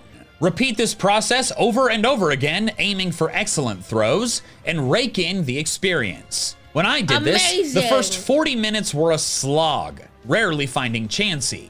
But once I hit that catch combo of 11, I had one available at nearly all times. Sometimes I'd get under 1,000 experience points, but every once in a while, I'd get a massive bomb of over 14,000. I started this process with a team of Pokemon ranging from levels 5 to 11. That's insane! After just over an hour total of catch comboing Chansey, which were only level 11 themselves, my entire team had passed level 50. The champion's strongest Pokemon is level 57. If you commit to this at That's baby shit! the start of a Let's Go playthrough, you will steamroll the rest of the game. And if you get kind of tired of it, just keep going for a little bit more. You'll find higher level Chansey just a bit later. Again, they are everywhere. Also, can you imagine doing this with the frickin' Pokeball plus Mew? Oh my god! Scarlet and Violet have their own pink egg exploit too, but I think it's even more powerful. By the way, I learned about this strategy from a video by Philly Beats You and just modified it a bit. There are really only 2 prerequisites. The first is getting your ride Pokemon, since the map is not open until you do that. The second is a solidly strong fighting type, or some other creative way to defeat Chansey that are much higher level than you. I caught a Makuhita just east of Mesagoza. It evolves to Hariyama at the pleasantly low level of 24, and it gets bulk up very early. I do think Flamigo could also work for this, especially if you started using one right away. Flamigo might genuinely be one of my favorite Pokemon in Gen 9. I think Flamigo's so fun. With your team sorted, head out west from Mesagoza and follow the road to the desert. Then cross the desert, and then follow the other road to the Fairy Team Star Camp. This path is possible without any upgrades for Koraidon or Miraidon and takes just a couple minutes. Once there, make a simple ham sandwich. The ingredients for it are cheap and found easily in West Mesagoza stores. This creates the level 1 normal encounter power, which is enough for Chansey to be everywhere. But forget the stupid Chansey, Blissey are everywhere. As we discussed earlier, they offer the most experience of any Pokemon. I had to be a bit strategic with the earliest battles. You should be doing regular battles, not auto battles. Those give you way less experience. But once I leveled up just a bit, things started going really smoothly. Before long, Hariyama could take down Blissey by itself without issue. My team started looking like this, but after just one 30-minute sandwich, they looked like this. And I was super inefficient at the beginning. I was fighting some Chanseys. Definitely do not exploit this method. Holy moly, imagine you just go into like your second like gym or like camp or whatever. Yeah, I just have like a level 40 Luxray. No big deal. Should have just been fighting Blissey the whole time. You could easily do a second or third sandwich to make your team even more OP. All of this is possible without a single badge and by getting just one Pokemon to level 24. You might even be able to accomplish it sooner at a lower level if you come up with some creative strategy that I didn't. In short, by exploiting the open world and battling Blissey early, you can massively overlevel your team before a single boss fight. Amazing. We're reaching the final few here, where things get absolutely ridiculous. In most Pokemon games, you are barred from getting high-level Pokemon early in the game. Unless you train up your own, of course. The high-level wild Pokemon are found in later areas that you cannot reach, and traded in Pokemon will disobey you without enough badges. But as the maps grew more open, Game Freak needed new strategies to keep you from breaking the game. In Scarlet and Violet plus the Legends games, you can catch high-level Pokemon whenever you want. However, the game checks the level they were obtained at and compares that to your progression milestones. If you're not far enough, even Pokemon you caught yourself will disobey you, much like Ash's Charizard. When that arc of the anime happened, your own caught Pokemon always obeyed you no matter what. So some interesting foresight that part of the anime had. And I wonder if they used that as inspiration for this modern method. But just before this obtainment level system, Sword and Shield had a different one. All your own Pokemon will always obey you, like every game before, as long as you're the but original whether or trainer, not you can catch them depends on how many badges you have. If the enemy Pokemon is too strong, it simply bars you from throwing the ball. This Snorlax is like, nope, you can't catch me. Try again later. Does not apply to max raids though. In a regular raid, if you somehow end up in one that exceeds your level limit, then somehow catch it, which is not guaranteed, the raid boss's level will be scaled down to your limit when it goes to your PC. But then the DLC came out, specifically the second part, the Crown Tundra, and Dynamax Adventures broke everything. Very early in the game, once you've gone through the opening ceremonies in Motostoke, you can travel to the DLC locations. In the Crown Tundra, you have to fight Peony, who will destroy you. He has level 70s. But losing doesn't change anything. No! You can progress just fine regardless of the battle's outcome. Then with just a quick little jog, you'll reach the Max Lair, home of Dynamax Adventures. In this game mode, you use rental Pokemon to progress through a series of raids, catching Pokemon and swapping them out along the way. It culminates in a boss fight versus a legendary Pokemon, which you're guaranteed to catch if you... Genuinely, Stack-Attack is one of my favorite Pokemon to just say the name. Stack-Attack is so fun. Stack-Attack. Defeat it, like all the Pokemon before. Once your run is over, you can select one of the Pokemon you caught to keep permanently. That Pokemon you get to keep is level 65 minimum. Even though you throw a ball at them, like in regular Pokemon battles or max raids, the obtainment actually occurs at the end, behaving like a gift Pokemon. And there's no catch limit nor scaling down for gift Pokemon. With one run through, you can get a level 65 Pokemon that will obey you. Oh my god. But you probably aren't even gonna go for one of those. The first boss is always level 70 Suicune. So as long as you win the run, you have a guaranteed way to start the game. This is so broken. With a massively over-leveled legend. And this isn't the Legends games or Scarlet and Violet. It doesn't care about the obtainment level. It has your OT, so it will obey you no matter what. If you really wanted to, you could repeat this process 5 more times and get a full team of wildly over-leveled Pokemon, some of which will probably end up being legendaries. This utterly trivializes the entire game. Like discussed before, if there's a way to break the game, speedrunners will use it. And the current world record for Sword and Shield speedruns with the DLC does indeed use Dynamax Adventures. Although, they actually just grabbed one Heliolisk and dipped. Very impressive. Didn't even need Suicune. There's just one entry left. But before I reveal it to you, hey, if you watch this far into the video, you probably like what I do. So, if you want to subscribe, I'd really appreciate it. Yeah, it was 100% chat, a massive design oversight. I don't think Game Freak thought people were going to exploit it the way they did. For the final entry, in my opinion, the most ridiculous way to break a Pokemon game. I should say up front, this method does utilize glitches, which I don't really consider to be hacking. Like, you're just using the tools available to you. You're not bringing in an extra device or anything. This won't count for a glitchless speedrun, but I'm not speedrunning. We're just trying to make it easy. This glitch works a bit differently in red and blue versus yellow. I tried it out in red. First, you have to start with Charmander. You need a Pokemon that knows Growl and can be poisoned. Squirtle does not know Growl, and Bulbasaur cannot be poisoned.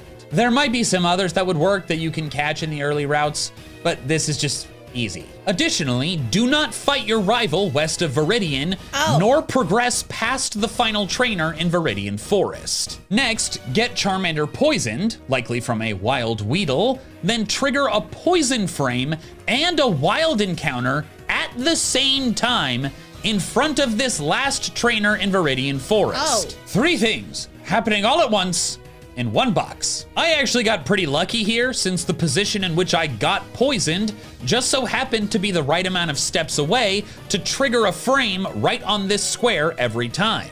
I just had to reset until I got a wild encounter. You then have to lose to that wild Pokemon, easy thanks to the poison, and then you'll black out right as the trainer tries to fight you. But you escape and end up back at the Pokemon Center. You now have a question to answer.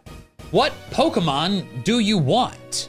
What do you cannot mean? have anything. First, it has to be a Pokemon in the medium-slow experience group. I'll explain why later. Then from this list, find a Pokemon whose species corresponds to a low enough special stat, the DEC column, that can be encountered this early in the game. Don't ask me how this works. I can't explain it. I'm so confused. Way over my head, I've done very little coding. For example, you cannot get Charizard through this method, at least not this early in the game, because you'd have to find a Pokemon to fight that had a special stat of 180. Eliminating any Pokemon that require an enemy special stat that is too high, there actually only ends up being 3 Pokemon practical for this early game method. So go ahead, choose your starter. Once you've selected one, find an enemy Pokemon with the right special stat and growl it 6 times. Due to quirks of the code that What is this? again, far over my head. Who figured this out? Genuine question. Who figured this out? The upcoming glitched encounters level is based on the attack stage or value or level, whatever it is, of the previous fight. So if you growl it only 5 times, the upcoming wild Pokemon will be higher than level 1. And we need to catch something that's at level 1. Your branching paths are as follows. Growling your rival's level 8 Squirtle just so happens to have the right special stat to spawn Gengar, one of the most common Pokemon people get with this glitch. The other common choice is our old pal Nidoking, for which you have to growl down a level 3 Pidgey. Growling a level 4 Pidgey will give you the 3rd practical option, Ivysaur, which, funnily enough, I actually did by mistake when aiming for Nidoking. I didn't know the Pidgey had to be level 3. And that was actually super lucky, because that's the last one that works. Once you've done your growling, head to the forest without starting any other battles, and right as you enter, text appears for that trainer we avoided earlier, but a wild battle begins against your determined Pokemon. Catch it by only throwing Pokeballs, because in my experience, any kind of attack just killed it. Now, you can actually make more Pokemon than just Nidoking, Gengar, and Ivysaur show up. A special stat of 7 is what brings Nidoking, 9 brings Ivysaur, and 14 brings Gengar. So you could find some enemy Pokemon to growl down that have comparably low special stat numbers. That is insane. For example, a special stat of 8 brings Slowbro, 10 brings Exeggutor, and 11 brings Lickitung. So you could grab those instead. However, only the select few in medium slow can truly break the game.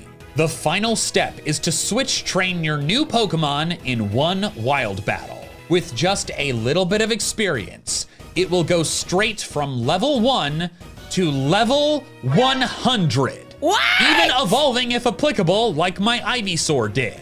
This happens partially because the Pokemon is level 1, which isn't supposed to be possible in this game, and partially because for Pokemon in the medium slow experience group, and only that group, the game thinks that at level 1, they have negative 54 experience points. However, thanks to unsigned integers, whatever that means, I looked it up. I couldn't understand it. I'm sorry. I'm not a coder. What This the negative heck? 54 behaves like 16,777,162. This is so ridiculous. This is so ridiculous. Therefore, gaining under 54 experience points, I think if you go over that, you just go to level 2, causes the game to try to figure out the new level based on the previous total experience value, which is 16 million, thus blasting the Pokemon to level 100.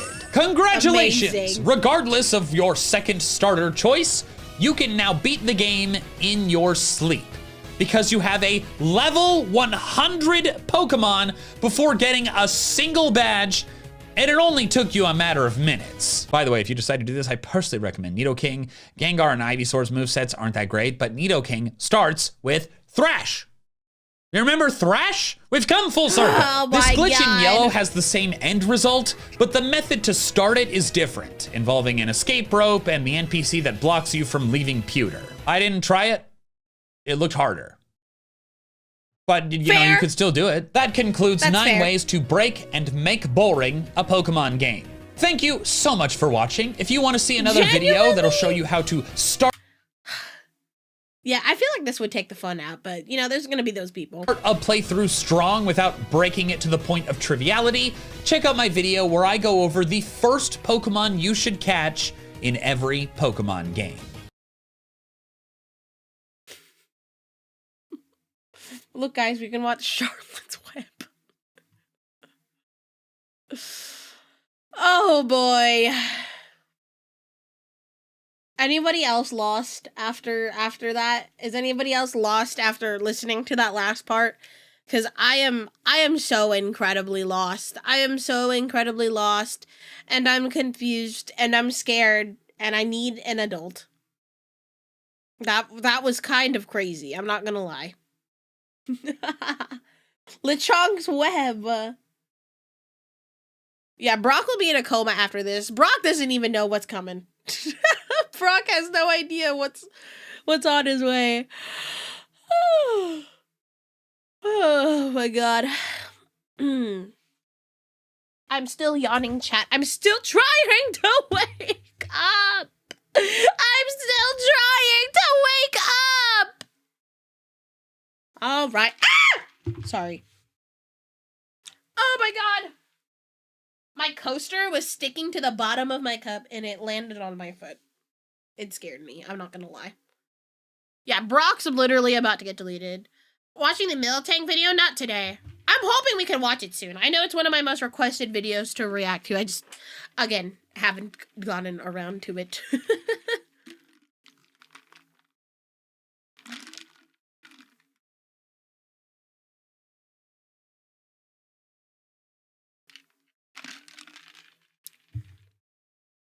Wonderful.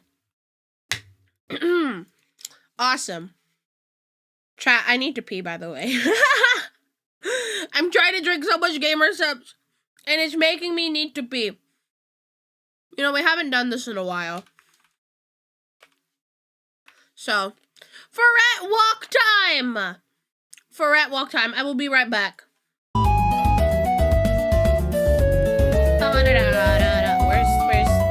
Where's my... Alright, I'll be right back.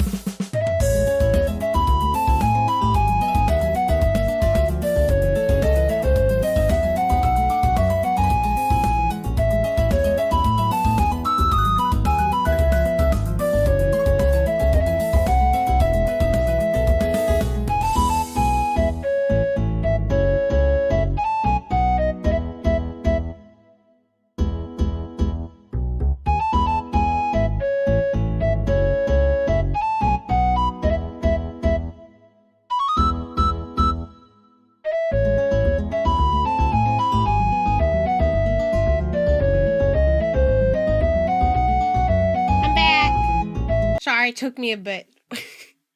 I went to go also refill my Gamer Subs cup, and then there was an Amazon delivery at the same time. Sorry. Anyways, we're back. Where are you with One Piece? I am still in the middle of Punk Hazard. I'm gonna be finishing it soon though. I'm gonna be finishing Punk Hazard very, very soon. Trust. Anyways, the next video we got another MandJTV video, but this time with Baby Mikey. This is Baby Mikey, one of my favorite games, Pokemon Heart Gold, without catching any Pokemon. So I'm assuming, oh, I still have the pop.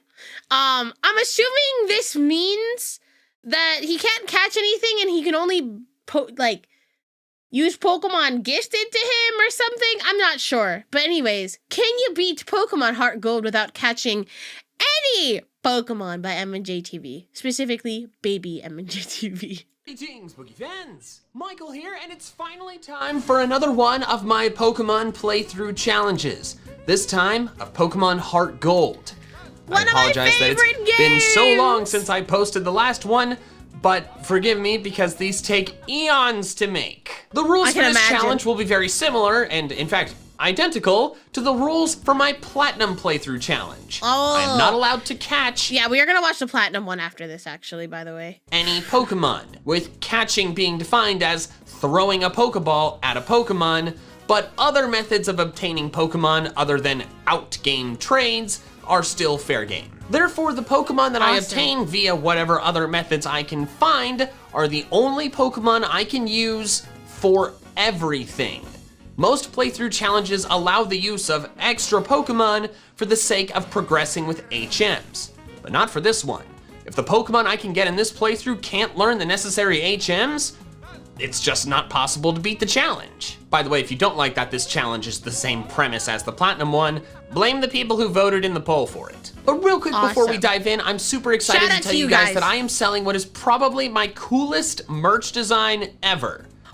This one! I unlocked Champion brand products on Teespring, so you can buy this awesome Galar Champion jersey-inspired design on high-quality Champion brand products. I'm calling this design Champion Time because I'm extremely funny. It is only available for a limited time though, and once the window ends, it will genuinely never come back. So if you want it, you have to get it ASAP. Link is in the description below. I know you're gonna want it, it's a dope design, and the products are super high quality. But now that I've covered the intro stuff, don't forget to subscribe to my channel and hit that bell to turn on notifications, and let's dive in to find out if it's possible to beat Pokemon Heart Gold without catching any Pokemon. The first Pokemon I can of course obtain is my starter, and I narrowed down my choice between Totodile and Cyndaquil because Chikorita's not actually a choice because I am not a masochist. I went with Totodile for two reasons. The first is that in my Totodile is a baby. Only two previous Johto playthroughs, I picked Cyndaquil, and I wanted to change it up. The second reason is that Feraligatr can learn a lot more HMs. With my no catching Platinum challenge, I meticulously planned out which Pokemon were necessary for which HMs at which time. But for this playthrough, I didn't do as much planning. I just kind of looked at the Pokemon like, oh, how many HMs can it learn? Several? That should be fine. Nothing of particular interest happened other than the first rival battle, which was just like every other first rival battle, until I reached Violet City, where I can now get 3 Pokemon. Oh yes! Oh? You heard me correctly. Without catching do 3 people just give you Pokemon, I'm gonna have 4 members of my team before the first gym. In the Violet City Pokemon Center, there's a guy called Primo. He will ask you for 2 phrases to describe him using the Easy Chat system, and if you input correct phrases, he can give you rewards. I think I remember putting a mean one. Most of the rewards are PC box wallpapers, but he can also give you 3 eggs that will hatch into a Mareep, a Slugma, and a Wooper. I didn't have to throw a Pokeball at these Pokemon to get them, so they're fair game. The phrases necessary to get specific awards are different for every save file, so I input my game's info into this wonderfully convenient site, got the phrases, and obtained all 3 eggs. After quite a bit of running around, I had eventually hatched all Thank you for three. the 3 bits. I named the Appreciate Mareep it, William Caleb. because that pun is hilarious. I named Whooper Whooper Man because that pun is also hilarious. And I named Slugma Fast because I guess Why in the not? moment I hoped that naming it that would impart that attribute onto Just it. manifesting him to be a fast Pokemon? That's valid. Spoiler alert, it did not. I then grinded up Mareep and Slugma, but not Whooper. Since Whooper overlaps with Totodile in typing, I decided it was most useful to me as an HM slave, because Quagsire can learn 5 of the 8. It was then time to take on Faulkner.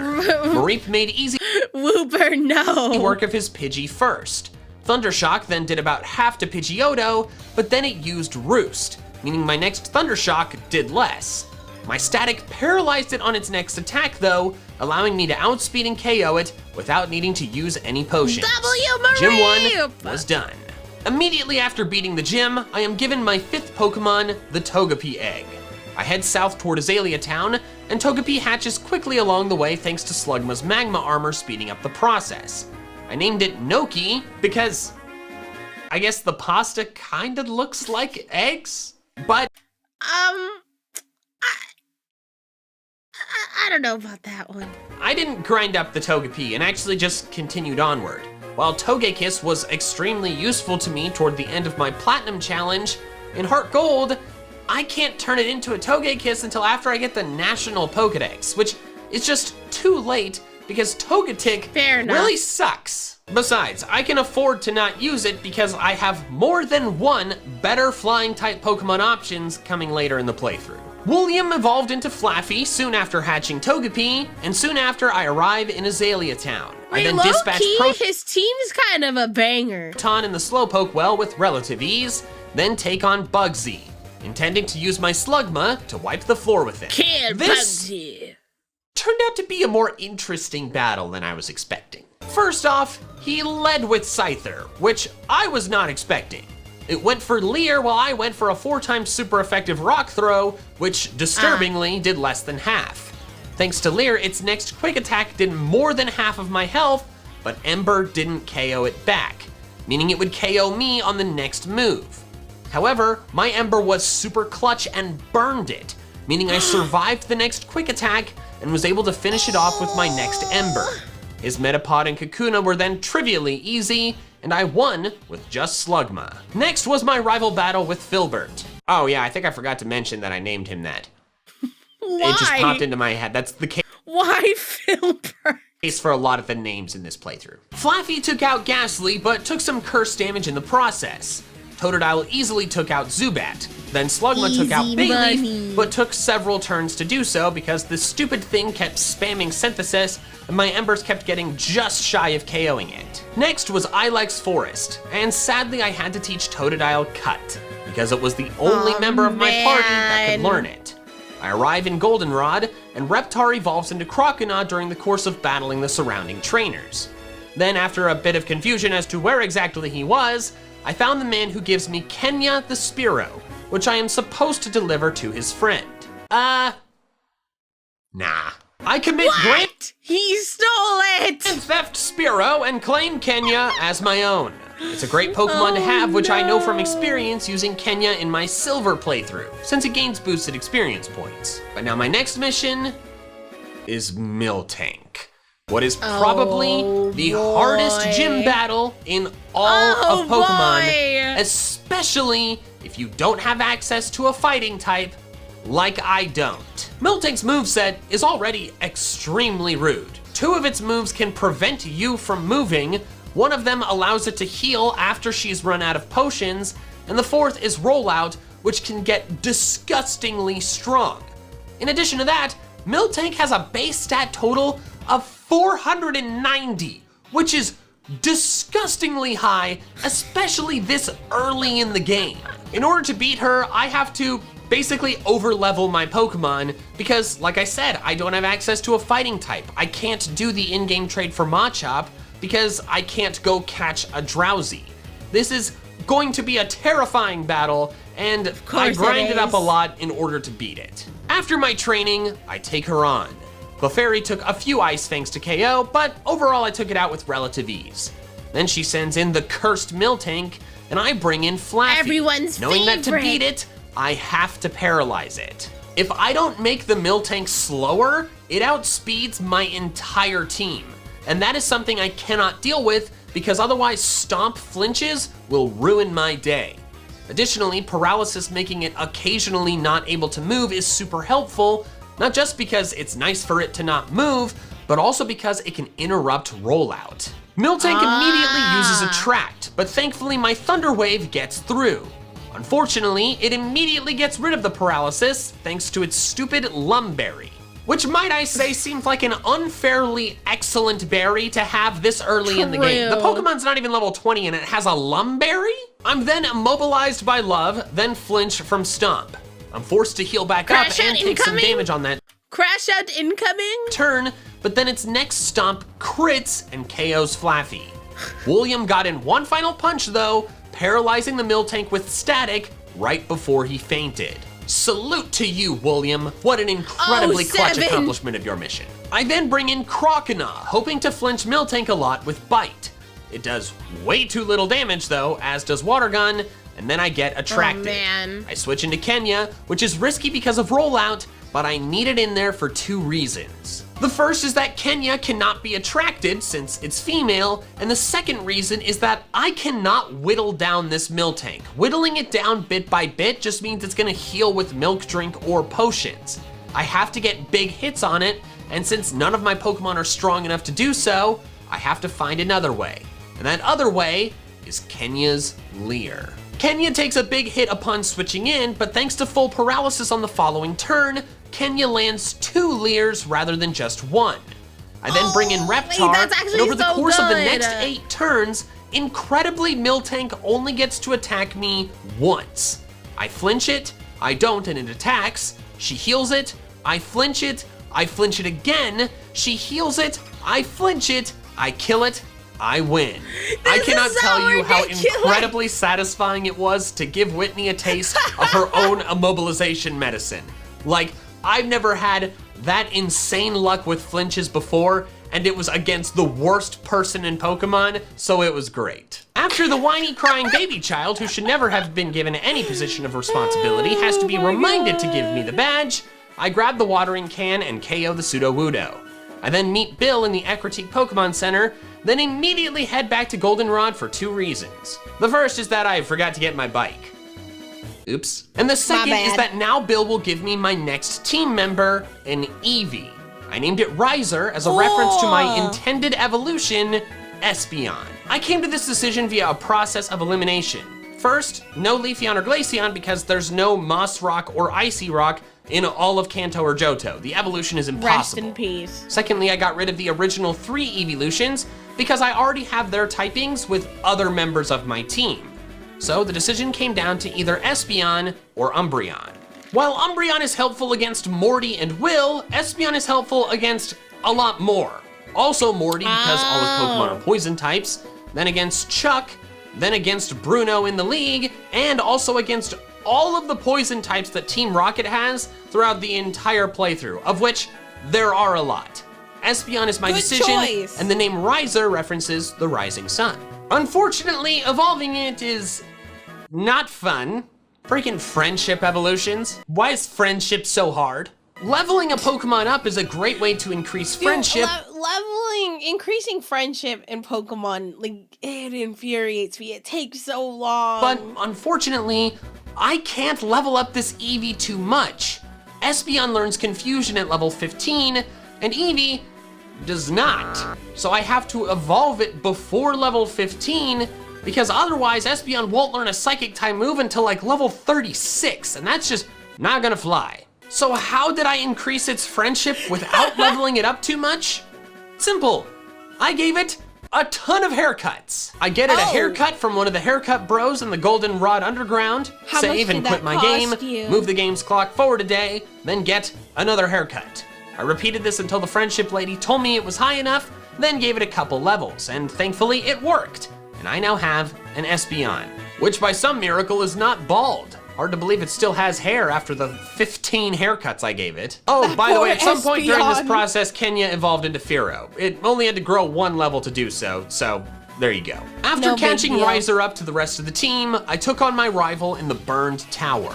Espeon easily dispatched his Ghastly and Zubat, but Bayleaf took even longer than last time to defeat due to Slugma not hitting hard enough and it spamming Synthesis to a disgusting degree. It took burning it and Slugma getting poison to finally end my suffering.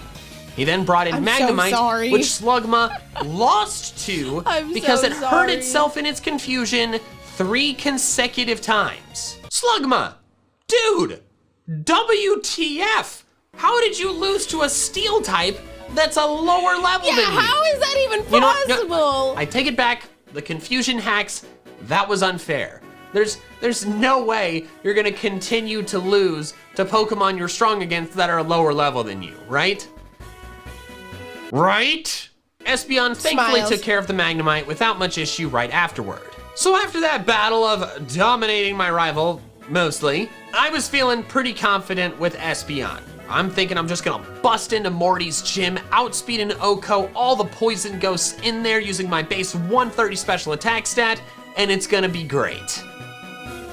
I underestimated him. While I did exactly that to his Ghastly and first Haunter, his Gengar was faster than I anticipated.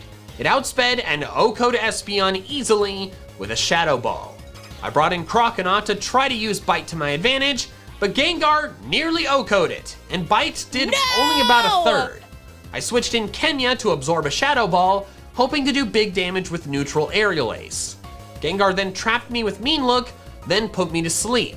I healed the sleep away because I Mimi's thought it had time. Dream Eater and was afraid of that, but then Gengar used Sucker Punch, which of course failed. It put me back to sleep, then Sucker Punched me successfully while I was mashing Aerial Ace trying to wake up. And that's when it clicked. I have seen his Gengar use Shadow Ball, Hypnosis, Mean Look, and Sucker Punch. That means if I don't go for an attack, this Gengar literally cannot hurt my Fearow. So while asleep, instead of Impossible. mashing Aerial Ace, I mashed Leer. Within just 3 turns due to Sucker Punch's low PP, Gengar was out of ways to hurt Kenya. KOing it took a while due to it putting me to sleep over and over again, but eventually after landing 2 Leers, Kenya woke up and finished off Gengar with an Aerial Ace. Who would have thought that Leer would save me in 2 gym battles in a row? His second Haunter Never took a bit to KO due to underestimate Curse the forcing me Leer. to switch to Flaffy, which then got trapped and KO'd. But Fearow was able to come back in and clean up. Morty was done. Now that I've beaten Morty, I teach Croconaw Surf by getting the HM from the dance studio. It's not the ideal move since it's a physical attacker, but still quite good in the meantime. I make my way to Olivine, fight through the lighthouse, and receive Jasmine's request for medicine. I surf to Cianwood and almost immediately take on Chuck at the gym. I Aerial Ace with Fearow, which does big damage on Primeape, but doesn't Oko. It goes for Double Team, which I don't care about since Aerial Ace can't miss. Him healing up and 2 Aerial Aces later, Primeape is down. Next is Poliwrath. Turn 1, it goes for Focus Punch, which I stop with Aerial Ace. Turn 2, I Aerial Ace again, and it misses a Hypnosis. Turn 3, and it's over. This was probably the easiest gym battle I've had so far. I didn't take a single hit. Afterward, Chuck's wife gives me Fly, which I immediately teach to Fearow. I then find a man who wants me to borrow his Shuckle named Shucky for a while to let it see the world before returning it to him. I immediately boxed it and never gave it back. I then took some trips with my new Fly power to collect some HMs that I missed, those being Strength and Rock Smash. Kenya's I taught just Rock Smash to Wooper, but then realized that it has Mikey's a fucking criminal. to be a Quagsire to learn Strength, and I attempted to grind it up to evolve it, but it was too slow, without the experience share especially, so I decided to just wait to do that until I got the experience share. I gave the medicine to Jasmine and now had the ability to challenge her, but decided not to because her Steelix was 5 levels higher than my highest level Pokemon, and my Slugma, my only answer for her Magnemite, was underleveled. However, giving her the medicine now allows me to travel west from Cianwood along routes 47 and 48, which, side note, have thank you for probably the 100 best bits. route I music just in realized all of Pokemon Day is Pokemon. 10 days The away. trip No was way. mostly uneventful, other than this battle with a pair of Ace trainers, which I almost lost because this That is- Electabuzz that is outspent not that everything far. and did massive damage, and my team Jasmine really cannot is handle very electric pretty, I types well at agree, all. Chad. Oh, also I battled this young couple whose Pokemon were an Onix and a Cloyster.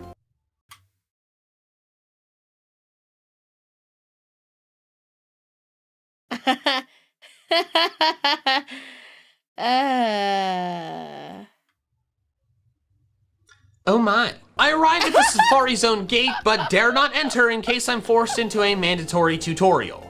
That may not exist, but I didn't want to risk it. Now that I can fly back what? Don't worry about it. here, I make my way east from Ekritique over to Mahogany, then up to the Lake of Rage. I encounter the red Gyarados and KO it because I'm not allowed to catch it. I've intentionally run from shiny Pokemon before in Let's Go, and I think the Ultra Wormholes, but I think this might be my first time ever intentionally KOing a shiny Pokemon. Maybe I did it to an Ultra Wormhole shiny at some point, but I still think this might be a first for me. Beating it gives me the red scale, which I take to Mr. Pokemon and swap for the experience share.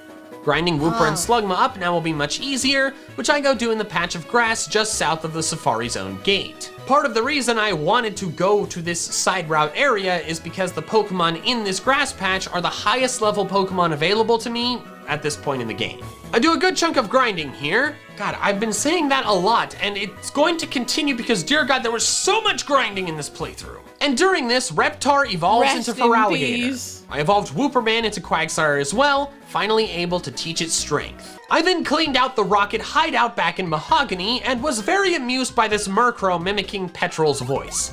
I had totally forgotten about this scene since I don't believe it's in the original Gen 2 games. It's so silly. During my fight through the hideout, William evolved into Ampharos. I was now feeling confident enough to take on Price and Jasmine, going for Price first.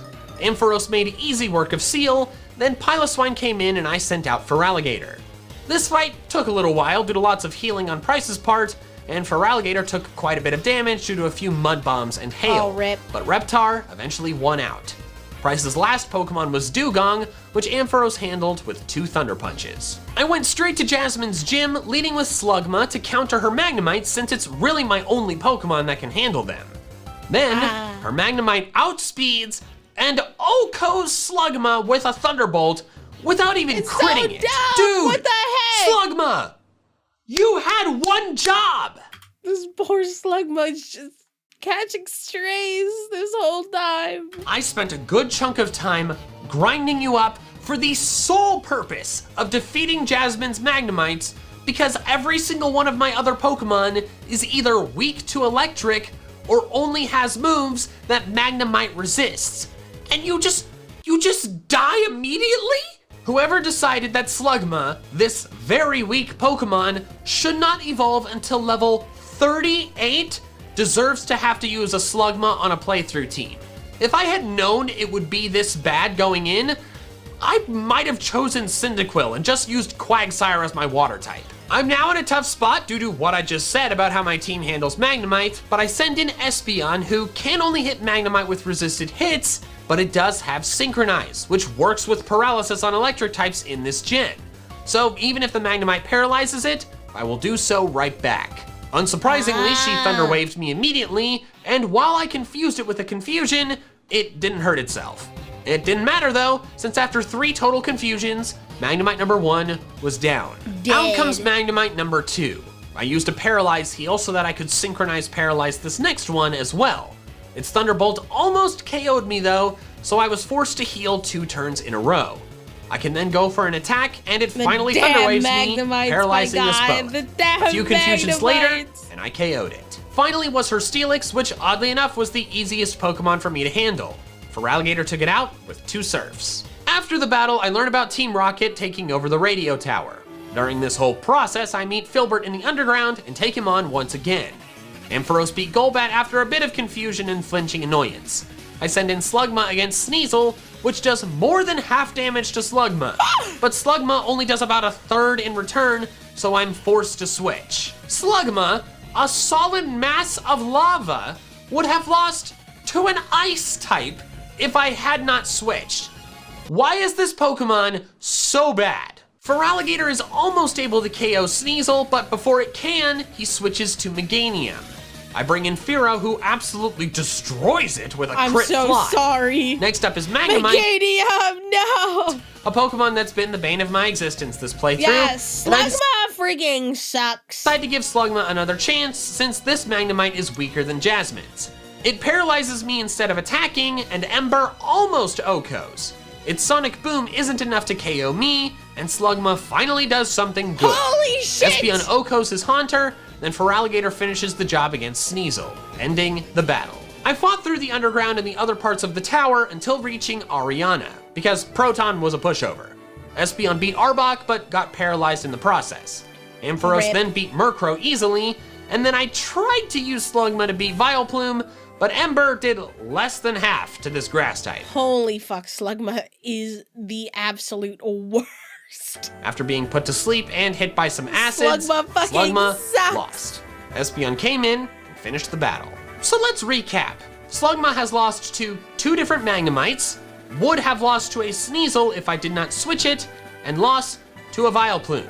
The Vileplume was the final straw. After that happened, I decided I'm not using Slugma at all anymore until I can evolve it. I'll just grind it up later. The battle against Archer wasn't too bad. Feraligatr beat Houndour and Espeon beat Coughing, but Houndoom got a bit tricky. Feint Attack got Reptar too low for comfort due to previous damage from switching in on Houndour. Its next bite crit and did a lot, but Reptar survived the next Dear Feint God. Attack and finished off the Houndoom with Surf. Team Rocket is now officially no more. I can now head east from Mahogany through the Ice Path, and the only thing of note here was finding the Waterfall HM, which I can teach to Feraligatr so it has a physical water-type move. I can do so as soon as I reach the move deleter in Blackthorn, which I use to finally get rid of Cut and replace it with Waterfall. But now I have to grind again. Claire's team is around level 40, and my team is in the mid to low 30s. Especially considering that I have no super effective damage for her strongest Pokemon, Kingdra, I have to be generous with my levels. So, back to the grinding. During this grinding, I finally got Slugma to evolve into Macargo, but finally! I didn't grind it past level 38 since I only planned to use it against Claire in an emergency. Once I got the rest of my team to level 40, I could finally take on Claire. She led with Gyarados, forcing me to switch to Ampharos. Dragon Rage was no problem though, and 1 discharge later, it was down. Ice Fang almost O-code Dragonair, but it held on and paralyzed me. On the turn she healed, I healed the paralysis, hoping for a better damage roll on the next turn. But I got a worse one and was paralyzed again. I healed the paralysis again, took a Dragon Pulse, and KO'd it the next turn. The next Dragonair was much easier to deal with since my Ice Fang was a critical hit, O-coing it. Next was Kingdra, who I brought Ampharos back in for. I immediately healed the previous damage from Gyarados as Kingdra went for Hydro Pump, which thankfully did less than half. I barely lived another one and paralyzed it. I then decided to fire off discharges until I fainted, but after 1 turn I changed my mind and healed again. After a few turns of back and forth, Claire sadly used a full restore. However, my next discharge immediately paralyzed it once again, which was wonderful. I followed up with a Thunder Shock as to not get it so low that she healed again, then finished it off with a discharge. Claire was done, and I now have all the Johto gym badges. Well, oh my god. I would if Claire wasn't a sore f***ing loser. I chased her to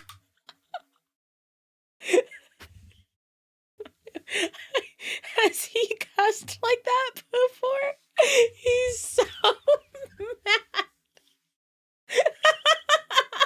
the Dragon's Den, prove myself worthy with a quiz, and finally get the badge from Claire. I can now get 2 more Pokemon, the first of which I get by exiting the Dragon's Den and going right back in. The Elder gives me a Dratini with extreme speed, which I named Yowza. I don't know why. However, despite having this Dratini, at this point, I didn't intend to train it up. Dragonite is, of course, amazing, but it doesn't become a Dragonite until level 55, which is 5 levels higher than the highest level Pokemon in the Pokemon League.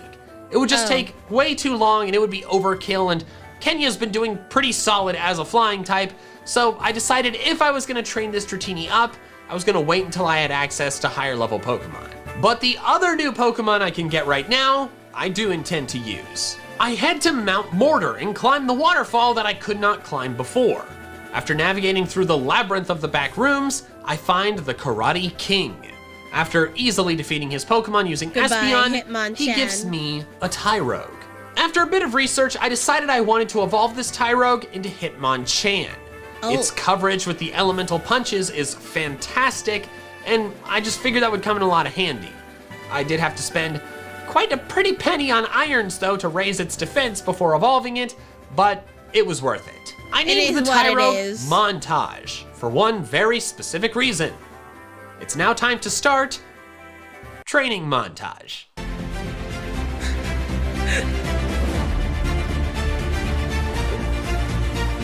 This is so epic. This is amazing.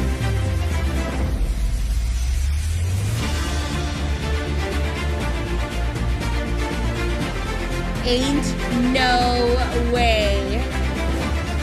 After a disgustingly long amount of time grinding, Hitmonchan is now at the same level as the rest of my team. I head to Ekritique and defeat all of the Kimono girls before being awarded with the incredible honor of climbing the bell tower for a chance to capture the legendary Pokemon Ho-Oh. And I freaking crushed him! Ha! Suck it, you overgrown chicken! You call yourself a legendary? My booty, you're a legendary! You went to— I will not stand for any Ho-Oh slander! You apologize to him right now. So easy. I can now make my way to the Pokemon League. The Victory Road had no trainers until my rival challenged me toward the end. Hitmonchan first obliterated Sneasel. Fearow easily defeated Kadabra. Magneton proved a bit annoying since Hitmonchan missed 2 attacks in a row, and then he withdrew it for Golbat. That forced me to bring in Espeon, who easily defeated Golbat, then Haunter right afterward. Meganium was pretty annoying with its usage of Reflect to drop my attack power, Poison Powder to hurt me, and Synthesis to heal. I eventually resorted to using Fearow's Leer, and after 2 of those plus Reflect wearing off, Aerial Ace OHKO'd it. His last Pokemon was Magneton, which Hitmonchan finally got to KO. My next task is to defeat the Pokemon League, and guess what? More grinding's necessary! I know some people think that the newer experience share introduced in Gen 6 makes the games too easy. No, it just removes the incredibly annoying aspect of grinding in the Pokemon games, which is wonderful. Dear God, I wish that had been in this game. I grinded my team to different levels depending on how easy the grinding was. For example, Feraligatr could easily OHKO everything in the Victory Road, so I got it up to level 50 in a reasonably short amount of time. But Magcargo sucked at everything it tried to do, so I just stopped grinding it at like level 41. Just box the rest his of my ass. team was somewhere between level 44 and 50. Now that that was done, it was time for me to take on the Pokemon League, starting with Will. First, Ampharos took out Xatu number 1. I then tried to use Magcargo to beat Jinx, but surprise, that didn't go very well, so I brought in Espeon to finish it off. Ampharos then easily took out Xatu number 2, Exeggutor, and Slowbro. Next up was Koga. Fearow took out Ariados after taking a bit of damage. I brought in Espeon against his Muck, but I foolishly tried for Future Sight on the first turn instead of going for Psybeam. Muck's Skunk Shot did a lot of damage, but I stayed in expecting my next attack to OHKO. Unfortunately, it did not, and Espeon went down. I then brought in Magcargo, and Koga surprisingly did not heal his Muck. Therefore, Magcargo's next attack knocked out the Muck, and it wasn't long before it knocked out his Fortress too. Magcargo actually did something good. Crazy. Isn't that weird? After that, Fearow took out Venomoth, and Ampharos took out Crobat, thus defeating Koga. Next up was Bruno, and it was the easiest fight of the league. Espeon first took out Hitmontop, then Feraligatr took out Onix. Fearow took out Hitmonchan, then Espeon took out Machamp and Hitmonlee. Next up was Karen, and may I just say that this image of her— Karen. She's a baddie. Damn. First, Hitmonchan That's such a real reaction. takes out Umbreon with 2 hits. Then Ampharos defeats Murkrow with ease. Houndoom was a bit rude by flinching Feraligatr with Dark Pulse, but after it foolishly nasty plotted instead of attacking again, Waterfall OHKO'd it. Fearow's Fly sadly was not enough to OHKO Vileplume, so we both ended up healing on the same turn. Aw, man. The next turn I went for Aerial Ace to not get it in red again as to prevent her from healing, but the attack was a crit, so it OHKO'd it this time. Her last Pokemon was Gengar, which Espeon outsped and OHKO'd, getting Gengar Redemption after losing to Morty's all that time ago. Finally was Lance. Ampharos had to take a hit from Gyarados, but OHKO'd it with Discharge. He then sent out his strongest Dragonite, which is 5 levels lower than a Dragonite should be. Lance, Don't worry about it. what's going on? Are you a hacker? And I sent out Feraligatr. You know, Lance, Ice Fang I could see Lance being a hacker. wasn't enough to KO, but he locked himself into Outrage, which surprisingly did less than half my health. So my next Ice Fang took it out. His next Dragonite was surprisingly somehow faster than Feraligatr, despite the higher level one being slower, but thankfully his Thunder missed, because otherwise that would have been bad. My Ice Fang does about the same as it did to the first Dragonite, then on the next turn when he heals, I attack again, this time landing a crit and OHKOing it. He sends out his final Dragonite, which again is somehow faster than the level 51. He paralyzes me, and I again am just shy of OHKOing it with Ice Fang. He heals and I attack again. He Hyper Beams, which Reptar incredibly survives.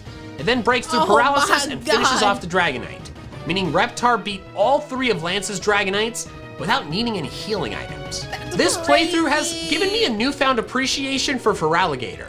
Ice Fang is incredibly helpful against Claire and Lance, so much so that I might change my opinion that Typhlosion is the best starter in Heart Gold and Soul Silver.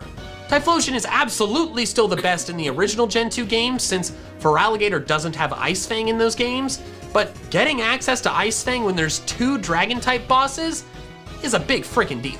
In comes Aerodactyl, and I bring in Ampharos, who barely survives a rock slide before firing back and OHKOing with Discharge.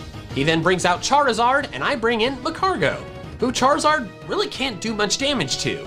2 Ancient Powers later, and Charizard goes down. Magcargo I beat the actually last did Pokemon of something! the Pokemon League with Magcargo. How's that for a plot twist? I am now officially the Pokemon League champion using this team, of which I caught none of, which is overall a pretty cool team. Now if it were up to me, I would be done.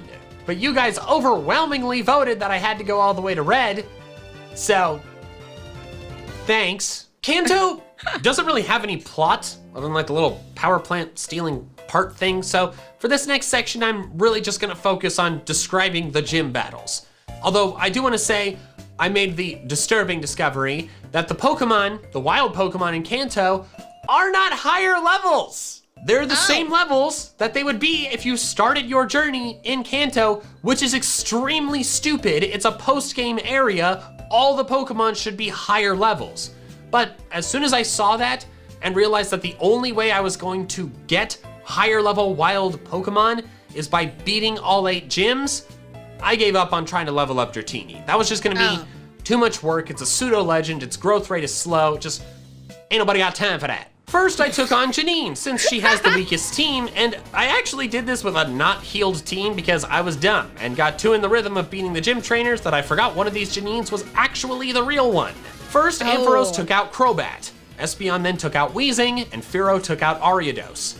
I then brought in a not healthy Magcargo to beat Ariados since I felt it should get some reps, and it did OHKO Ariados thanks to burning with Lava Plume.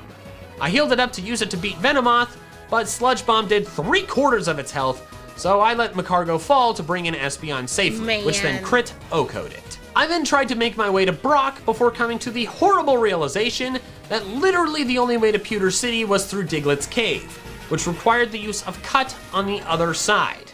That means, unfortunately, I had to reteach Cut to one of my team members, and this time I taught it to Espeon. I deleted Future Sight since the only time I tried to use it, it didn't go well. Next was Brock, which was not a difficult fight. Graveler was easily taken out. Kabutops proved to be a bit annoying for Hitmonchan, but he got the job done. Feraligatr then easily took out Rhyhorn and Onix, and Ampharos defeated Amistar. Next was Misty, who led with Golduck, which I love Misty's design in this game. Was easily dispatched by Ampharos. Quagsire was a bit annoying since I didn't have any super effective damage for it, and it barely survived my second fly. I drill pecked it twice before I let Fearow go down to bring in Espeon safely, who then finished it off. Ampharos then OHKO'd Starmie, and while Hitmonchan got big damage on Lapras, it put me to sleep. I switched to Ampharos to finish the job. Erica was next, and side note, I hated the interior of this gym. It was so confusing where I could move to the side and where I couldn't. I ran into walls countless times. Erica led with Jump Fluff, which I OHKO'd with an Ice Punch. Fearow OHKO'd Victory Bell with a crit fly after it set up the sun. To take advantage of the sun, I brought in Macargo for Tangela, who did an annoyingly large amount of damage with Ancient Power before falling to Lava Plume. Bellossom then brought Macargo to just 1 HP, but Lava Plume couldn't OHKO. I switched to Furo, but then as I flew, Bellossom healed up with Synthesis. Then my Fly missed, and Bellossom was back to full. Fly barely didn't OHKO, so of course she full restores it. This time I go for Drill Peck once, then she heals again. I Drill Peck again, and then again after living a Solar Beam, it finally goes down. Stupid, pointless hula flower, stupid little thing, so resistant to dying. Why I can't keep plants alive, why can she? At this point, my team has leveled up a good chunk since beating the league, but I'm still afraid of Lieutenant Surge. Because as I've mentioned a couple times in this video, my team's got nothing for electric types. So I did a bit of research and discovered that I missed the Earthquake TM in the Victory Road, so I went and picked it up. I taught it to Montage, deleting Fire Punch, and oh my god was that the correct decision. Hitmonchan single-handedly swept through his entire team, OHKOing every Pokemon with either Earthquake or Close Combat. Montage it was beautiful. WMVP! Next was Sabrina, and I led with Espeon against her Espeon for a fun mirror battle I was sure I'd win since mine was a higher level. My Shadow Ball did most of her Espeon's health, but then hers did all of mine because it crit. I sent out Feraligatr, who took a big hit before KOing Espeon with Crunch. I hoped Reptar would survive a hit from Alakazam, but it surprised me with a super effective Energy Ball, which of course KO'd Feraligatr. I brought in Ampharos and had to hit with Signal Beam 4 times due to Berry and Full Restore healing before KOing it. But thankfully, I only had to take 1 hit in the process. Mr. Mime took a long time to KO due to Light Screen especially, but eventually Ampharos got the job done. Next was Blaine. First was his Macargo, which was an easy OHKO with Surf, because as we've discussed, most of the time, Macargo is garbage. Feraligatr OHKO'd Magmar, is there a time where Macargo isn't garbage though? But was burned in the process, nerfing his Waterfall power.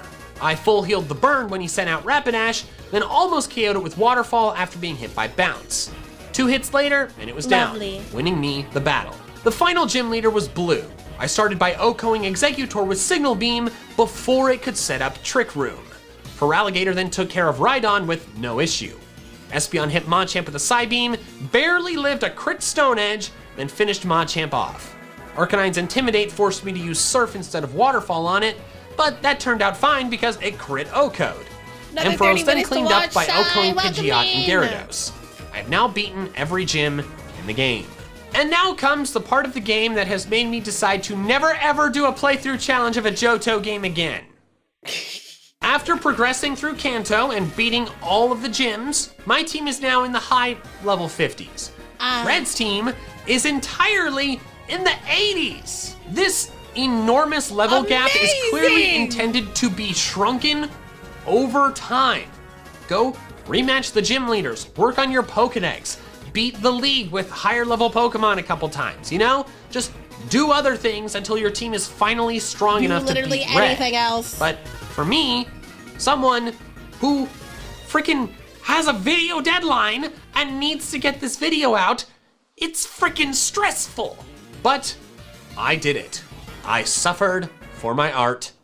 You're welcome. Side note, I should mention, so proud of you. I didn't actually realize that Rock Climb was necessary to reach Red until Professor Oak gave me the HM, and then I had a small heart attack because I was like, oh god, can none of my Pokemon learn this move? But thankfully, both Feraligatr and Ampharos can learn it, so I just taught it to Ampharos. I grinded my team all up to about level 68, and I picked this number because I remembered in my original Soul Silver playthrough, the first time I ever played through the game, I beat Red with a team in the high level 60s. So I figured, hey, that's probably good enough for this team too, right? It was not. Red's Pikachu outsped and OHKO'd 3 of my Pokemon immediately. This incident reminded me that my old team had a Golem who does not care about Pikachu's quick attack and 2 electric moves.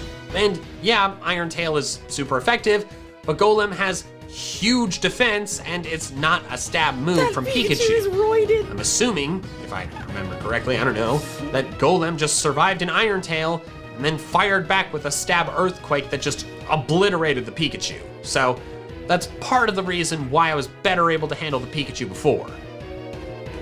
And also, I had a Suicune and Lugia on my old team, so that probably played a role as well. Somehow, though, I actually ended up making the battle kind of close via the use of a disgusting amount of healing items, including max reviving more than once. Eventually, it came down to just my Feraligatr versus his low HP Venusaur and half-healthy Charizard. I went for Ice Fang, expecting to finish off Venusaur, then finish off the Charizard soon after. But Red used a full restore. Ice Fang didn't do nearly enough damage, and while I did make a last-ditch effort to max revive Magcargo since its moves were good against both Venusaur and Charizard, Venusaur put Magcargo to sleep, blasting it with Sludge Bomb soon after. I officially lost to Red. I'm having so much fun grinding, that's a lie. I go back in with the team now at level 75. This time Hitmonchan lives the hit from Pikachu and fires back with Earthquake, KOing it, but hail damage finished off Hitmonchan right after. I sent in Ampharos against Charizard. It got in a big hit with Flare Blitz, but I hit back harder with a Discharge that KO'd it. Red then brings in Snorlax, and I bring in Magcargo to take some hits while I max revive Hitmonchan, which I feel is necessary to beat Snorlax. Magcargo gets in a yawn and a bit of damage before fainting, so when Hitmonchan came in afterward, it was free to close combat Snorlax into oblivion. He then brought in Lapras, which I decided to try and KO with another close combat. Was it not enough? And while it came close, it wasn't enough. It wasn't! Lapras, of course, destroyed half defense's Hitmonchan, but it allowed me to bring in Ampharos safely. I healed on the same turn he did. We exchanged hits, but since I was faster, my second discharge defeated the Lapras. Next was Blastoise. I knew I needed a chance to heal Ampharos, so I sent in Feraligatr to tank hits while I healed it. I swapped Ampharos back in, which unfortunately ended up with lowered special defense thanks to Focus Blast. I went for Discharge, but the Blastoise Blizzard froze me. Normally, a freeze is a freak accident, but when you consider the fact that this is the 4th time he froze me, because he froze me 3 times in the first battle, I get a little cross with this asshat. I have no choice but to switch, both to have a chance to heal up and to get my special defense back. I bring in Espeon and full restore Ampharos in the back. Espeon lives 2 blizzards and has a chance to use Grass Knot, which gets Blastoise into red HP. Blastoise finishes off Espeon, and I bring a healthy Ampharos back in. Red, of course, full restores, but now I get a free discharge. He full restores a second time, and I discharge again. Finally, he attacks instead of healing. How many full restores does Red have? Yes. And I KO this stupid freaking turtle. Last is Venusaur, and I leave Ampharos in to attempt to paralyze it. Unfortunately, it puts me to sleep, but Ampharos wakes up immediately, landing the Thunder Wave. I get off some Signal Beam damage before Hail finishes Ampharos off. I bring in Fearow and go for Fly, which is thankfully enough to KO. Red is done, and I successfully beat Heart Gold without catching any Pokemon. My takeaways from this challenge are, number 1, Feraligatr with Ice Fang is very good. Number 2, Ampharos is incredible and a staple in any Johto playthrough.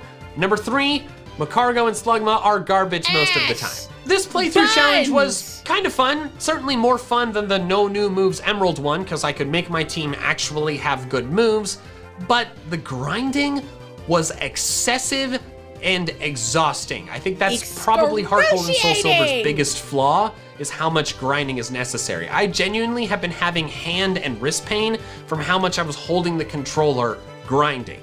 So, I'm so sorry. I suffered for my art. Appreciate me, damn it. Thanks so much to my patrons who are helping support me during this difficult time for YouTube ad rates. And also, if you want to support me and get some cool merch, go pick up the shirt. It's limited time. Get it soon. The link is in the description. All right, that's all I have for now. So till next time, big fans. Gotta catch them all. I felt there was this playthrough was painful. It almost all kind of also felt like reliving through the game, because truthfully, I haven't played Heart Gold Soul Silver in a very long time. So it's like, oh wow, I do remember that. Oh wow, that actually really kind of fucking sucked. Oh my god. So it was fun. I had a great time.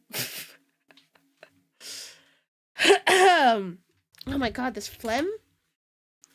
This phlegm fucking sucks. This phlegm is fucking horrible. I have been yawning so much throughout this stream, and I'm over it. Holy fuck. I need to wake up. I've been playing through Crystal lately. I need to play Crystal. I haven't played Crystal before. Let's see. We could probably play this one because it's a little bit of a shorter video. Actually, have we watched this video before? Not me having to look on my second channel now to see if I've watched it. I don't think we have. I don't think we have, but you never know. I've watched so many videos that it's like everything just starts to blend together. You know what I mean? I don't think we have. Crystal's a great game. I'll have to play it one of these days. I will have to play it one of these days.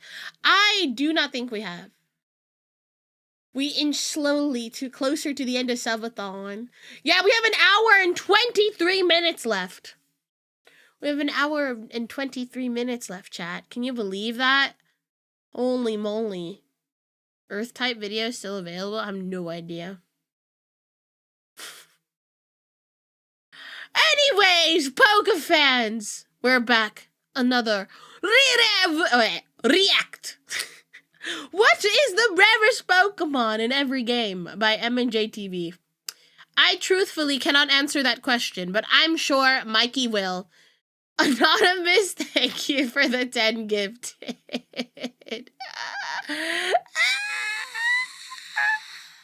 Greetings, Boogie fans! Michael here, and seeking out and capturing really rare Pokemon is one of the most fun aspects of the Pokemon series. That's why shiny hunting is the popular activity that it is. The other day, though, I started to think about what exactly counts as a rare Pokemon.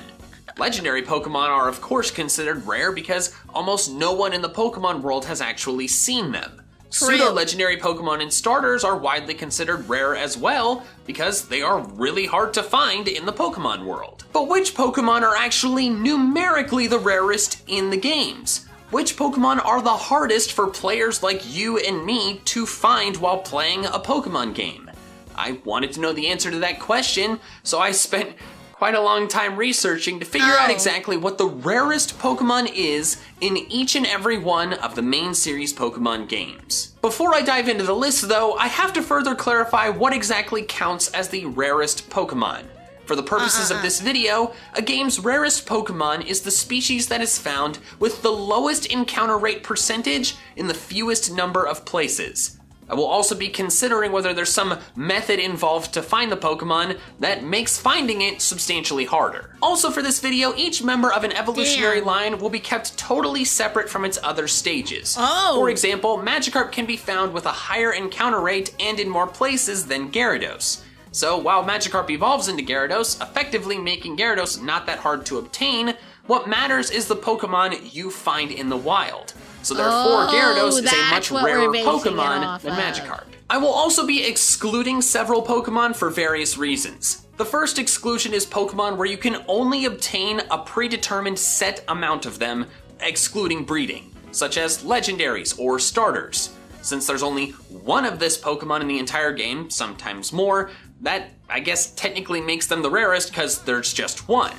However, if you know how to get them, they're virtually guaranteed, so they're not as rare because there's no chance involved. I'm focusing on Pokemon where the chance to find them is the lowest. The next exclusion is shiny Pokemon. Obviously, the shiny form of a Pokemon is much more rare than its regular form, so there's not really a need to mention them in this video because they would just be the entire list. Yeah, we already know they're pretty rare. Make everything on this list shiny, like what's the point of doing that? And finally, I am excluding Feebas. You are likely aware that in Generations 3 and 4, Feebas could only be found in a few particular tiles in one location in each game. So, therefore, it's really difficult to obtain.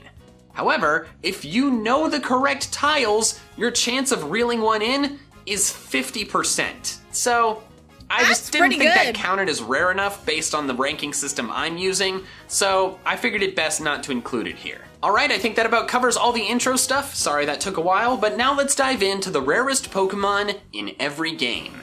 First is Generation 1, Pokemon Red, Blue, and Yellow. Now, you might assume that the rarest Pokemon in each of these games is actually the same across all 3 games, No. but that's not the case. In newer Pokemon No. games, encounter tables tend to be pretty uniform between versions. Like, every Pokemon is the same except version exclusives. However, for Red, Blue, and Yellow, the encounter tables varied wildly between the games. Like, even with Pokemon that weren't version exclusives, so there's actually a unique rarest Pokemon for all 3 of these games. Ooh. You might also assume that the rarest Ooh. Pokemon in these games would be a Safari Zone Pokemon, a location famous for housing really rare Pokemon like Kangaskhan, Tauros, or Scyther. However, while these Pokemon only have a 1% encounter rate in one section of the Safari Zone, they have a 4% in another section. They're simply not rare enough. Red version's rarest Pokemon is actually Golduck. It is only found with a 1% encounter rate What? I would have never guessed it was gold. on the first floor of the Seafoam Islands. It's not even found on any other floor of the islands, just the first floor. Blue version's rarest Pokemon is actually found in the exact same place with the same encounter rate, it's just a different species. That Pokemon is Slowbro. It's only found with a 1% encounter rate, again, on the first floor of the Seafoam Islands. Neither Golduck nor Slowbro are version exclusives in Red and Blue, but they are treated like pseudo-version exclusives, where one is far harder to find than the other, reversed in each game. In Red, while Golduck is only found on one floor, Slowbro is found on 2, one of which has a 4% encounter rate. In Blue, the places of Slowbro and Golduck are perfectly swapped. In Yellow version, though, Slowbro and Golduck were made available outside of the Seafoam Islands with much better encounter rates, so they're no longer the rarest Pokemon. Actually, the rarest Pokemon in Yellow was a Pokemon that was much easier to obtain in Red and Blue, but was made much harder to find in Yellow. That Pokemon is Dodrio. Like Slowbro and Golduck, it can only be found with a 1% encounter rate in one singular location. That location being Route 17, the cycling road. There's just one patch of grass on that route, and that is the only place in the entire game that you can find wild Dodrio. That's so, I don't want to say dumb, because I think that's a little extreme. That's so interesting, though. The place in Red and Blue where Dodrio was much easier to find was actually Cerulean Cave. Dodrio can be found on 2 of the 3 floors, and on one of them... one person that never encountered a Slowbro in Gen 1, and I find that hilarious. What? It has a 25% encounter rate. It's crazy to think how it went from reasonably easy to find in Red and Blue to being the rarest Pokemon in the game in Yellow. Now it's time for Generation 2, Pokemon Gold, Silver, and Crystal. And unlike Generation 1, the rarest Pokemon is the same in all 3 versions. That Pokemon is Dunsparce. Dunsparce, like all of the Generation 1 rarest Pokemon, can only be found in one location with just a 1% Really? encounter rate. That location is the Violet City side of Dark Cave. Yes, just one side of it. I think it's kind of crazy and kind of dumb that a Pokemon with such little use in battle is the rarest Pokemon in the game.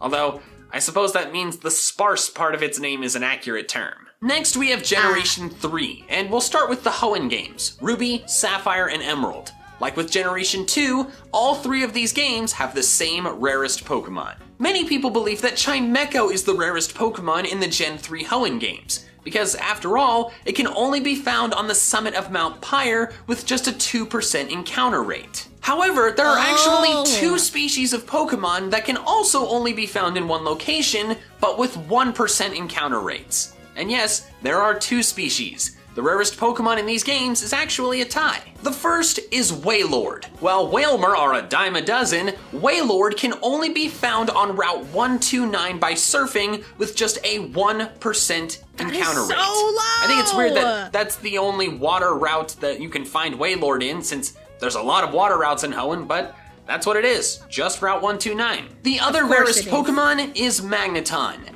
Magneton can only be found within New Mauville, again with just a 1% encounter rate.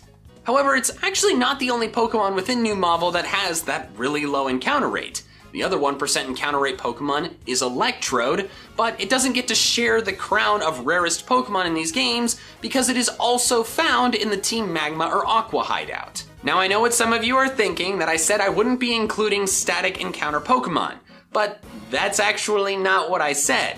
What I did say was that I would not be including Pokemon where you can only obtain a predetermined amount of them. So while you can only obtain 2 Electrode in the hideout, you can obtain an unlimited amount in New Mauville, so it qualifies here. So since you can find Electrode in more than one place, and you can only find Magneton and Wailord in one place each, they are the Pokemon that get to be called the rarest. Now for the first remakes on this list, Fire Red and Leaf Green. You might expect that the rarest Pokemon in these games would be similar to the ones in Gen 1, but nope, totally different because the encounter tables in the newer games are wildly different from the originals. The rarest Pokemon in Fire Red and Leaf Green is Dragonair. It can only be found via fishing in the Safari Zone with the Super Rod, and you only have a 1% chance to reel one in. Sick, Now I should mention that just fishing up a Dragonair? That's so cool. Dragonair is available in all 4 areas of the Safari Zone, which based on my system for this video, count as unique locations. Therefore, it's not as rare as a lot of the other Pokemon, actually all of the other Pokemon we've discussed on this list so far. Also, there are other Pokemon in Fire Red and Leaf Green that are found in fewer locations than 4. There's not a single other Pokemon in all of Fire Red and Leaf Green whose best encounter rate is 1%.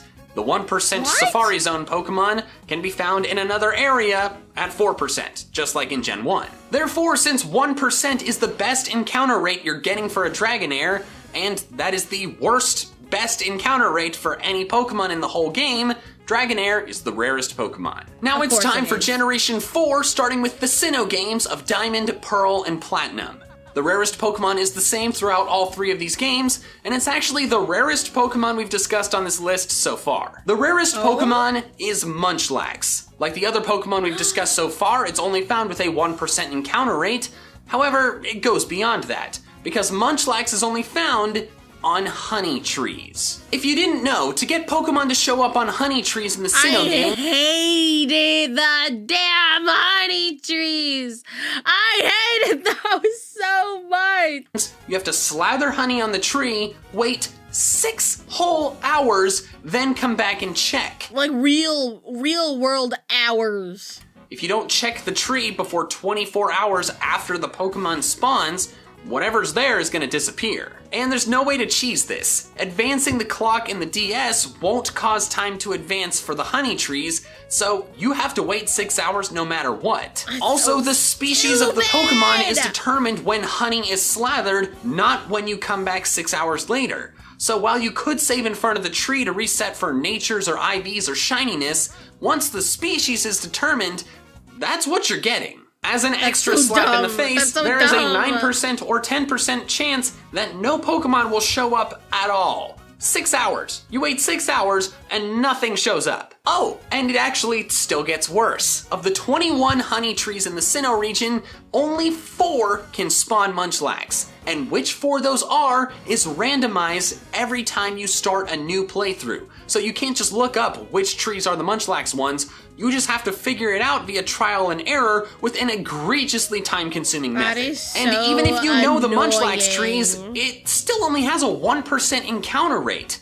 A spawn rate that low on only 4 random trees using a method that takes 6 hours per encounter. This is so freaking annoying. Encounter is just, oh my gosh, that is by far and away the rarest Pokemon we've discussed so far. If you want a Munchlax in these games, just breed a Snorlax. Next is Heart Gold and Soul Silver, and this entry isn't that exciting. Hey there, different shirt Michael here, cause I made a mistake that thankfully my editor Katie caught while editing the video. I originally was going to say that Dunsparce was the rarest Pokemon in these games, just like in Gen 2, because it can only be found with a 1% encounter rate just in one side of Dark Cave. Well, as it turns out, not only can it swarm up to a much higher encounter rate, also if you Rock Smash in Dark Cave, there's a 90% chance of it being a Dunsparce. So yeah, it's not Dunsparce. What is actually the rarest Pokemon in Heart Gold and Soul Silver is a repeat from another remake, that being Dragonair. It can only be found by again? fishing with a super rod in the Dragon's Den, and there's only a 3% chance of Well, reeling that's better one than in. one. You may be wondering why a Pokemon with a 3% encounter rate is the rarest Pokemon when there are several that only have 1% encounter rates. Well, that's because every single 1% encounter rate Pokemon can swarm, like I mentioned earlier, which gives them an encounter rate of 30 or 40%. Dragonair has the worst, best encounter rate, and can only be found in one place, so it's the rarest. Also, I do want to mention, because I know somebody's gonna bring it up, Bulbapedia says that Dragonair's encounter rate in the Dragon's Den is 10%, and that's actually incorrect. Both Cerebi and the encounter table data that I was using to make this video say that it is a 3% Did somebody fix it on Bulbapedia? encounter rate. Plus, Pokemon in the same Somebody go encounter and slot as fix Dragonair it. in other locations with the Super Rod, like Lantern on Cinnabar Island, also have 3%. It's a mistake on Bulbapedia. Dragonair's encounter rate is 3%, I promise. On to Generation 5. Sick. This generation introduced Shaking Spots, an interesting new encounter method that allows you to find Pokemon that you otherwise could not find on that route. It's also a tougher method than just running around in the grass, because you have to wait for just one shaking spot to show up. So if a Pokemon is rare in a shaking spot, it's one of the rarest in the game. And that is the case for Black and White. The rarest Pokemon in those games is Dragonite, which can only be found by fishing it up from a rippling water spot at the Dragon Spiral Tower with just a 1% chance. So like many other Pokemon we discussed, it only has a 1% encounter rate in just one location. However, having to find a rippling spot adds an extra layer of difficulty to the encounter, making Dragonite the rarest Pokemon in Black and White, but not Black 2 and White 2. Black 2 and White 2 introduced a new encounter mechanic, Hidden Grottos. These subtle locations will spawn items most of the time, but they can spawn Pokemon, some of which are not found anywhere else. However, the method is tough. There's only a 20% chance of any Pokemon at all being in the Hidden Grotto, and once you've emptied it out, you have to walk 256 steps in the game just for a 5% chance of something respawning. The only more time-consuming and tedious method we've discussed so far is honey trees. Several Pokemon found in hidden grottos only have a 1% chance to show up each time the grotto spawns something new, and some of those Pokemon can't be found anywhere else in the game. That means these Pokemon are the rarest in the games because they have such a low rate combined with such a tough method. In Black 2, that set of Pokemon is Granbull, Lombre, Medicham, and Murkrow. In White 2, the set is the same, except replace Medicham with Hariyama. That's because in Black 2, Hariyama has a 15% encounter rate in the Hidden Grotto, while Medicham only has 1%. Those encounter rates are reversed in White 2. Next is Generation 6 with X and Y, and for these we're back to a simple wild encounter. The rarest Pokemon in these games is Abomasnow, found within the snow on Route 17. It only has a 1% encounter rate there, and it's not found anywhere else. Next we have Omega Ruby and Alpha Sapphire, who actually do not share their rarest Pokemon with their predecessors. One of the big reasons for that is that Pokemon were made easier to find all across the board. Not a single Pokemon in the entirety of these games has below 4% as its best encounter rate. So, for example, while Surskit can only be found with a 1% rate in some places, it's found at 15% in others. Therefore, the rarest Pokemon in these games are those with 4% encounter rates in only one location, and there are 2 in each game. In Omega Ruby, it's Ralts and Volbeat, with Ralts being found on Route 102 and Volbeat being found on Route 117. In Alpha Sapphire, it's the same, except substitute Volbeat with Illumise. Chimecho's encounter rate was actually buffed up to 5% in these games, I've always said it as Illumise. I think is funny. So many people think that Chimecho is the rarest Hoenn Pokemon, but it's not actually the rarest Pokemon in any version of Hoenn. Also, before I move on from Oris, I should mention that there are some Pokemon that are only found via the Dex Nav in just one particular location, like Zorua on Route 101. However, we don't actually have data on their encounter percentages, so I can't properly compare them to the other Pokemon that we do have the percentages for. So I thought it was the safest bet to just exclude DexNav Pokemon for this video. Now for Generation 7, which introduced the SOS calling method. While most of the time a Pokemon will only call in members of its same species, there are instances of Pokemon calling in other species, some of which are very rare. The rarest Pokemon in Sun and Moon is Salamence, thanks to the SOS calling method. It's funny, it can only we be watched called into the 9 ways to make Pokemon easy, and then getting the Salamence just fucking sweep Sun and Moon. battle by a Bagon on Route 3, a route in which Bagon only has a 1% encounter rate. Then, once in battle, each time Bagon successfully calls in a Pokemon, there's only a 1% chance of that Pokemon being a Salamence. A 1% wild, chance level 9 on top of another 1% chance. into 12 Salamence. In Ultra Sun and Ultra Moon, Salamence is still the rarest Pokemon, but another Pokemon in an identical scenario was added, making it a tie. That Pokemon being Volcarona. Larvesta Such can a only be good found with a Pokemon 1% encounter too! rate in the lush jungle cave. And, like with Bagon and Salamence, each time it calls a Pokemon in for help, there's a 1% chance that that Pokemon will be Volcarona. And the final games we'll be discussing in this video, since we don't know anything about Sword and Shield yet, are Let's Go Pikachu and Let's Go Eevee. And the rarest Pokemon in these games, by far, are the non-static legendary birds. Let's Go has what I call special spawns. They're also called rare spawns, but I don't like that term because it seems too general and kind of confusing. Fair enough. But special spawn Pokemon are those that are found with a very low encounter rate, but as you build up a catch combo of any species, their encounter rate goes up. With these special spawns, unlike 1% encounter rate Pokemon in certain routes, only one can be on the field at any particular time.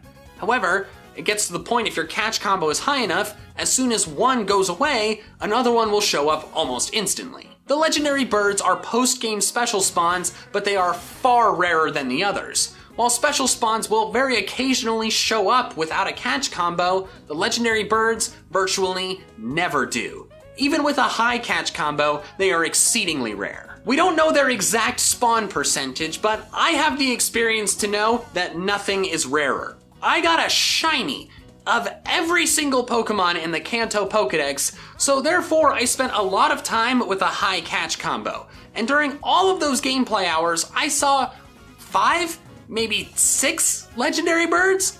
That's it. So while they're found all over Kanto and are guaranteed encounters in their usual locations, the special spawn ones are just so freaking rare that I had to give them the Let's Go rarest Pokemon crown.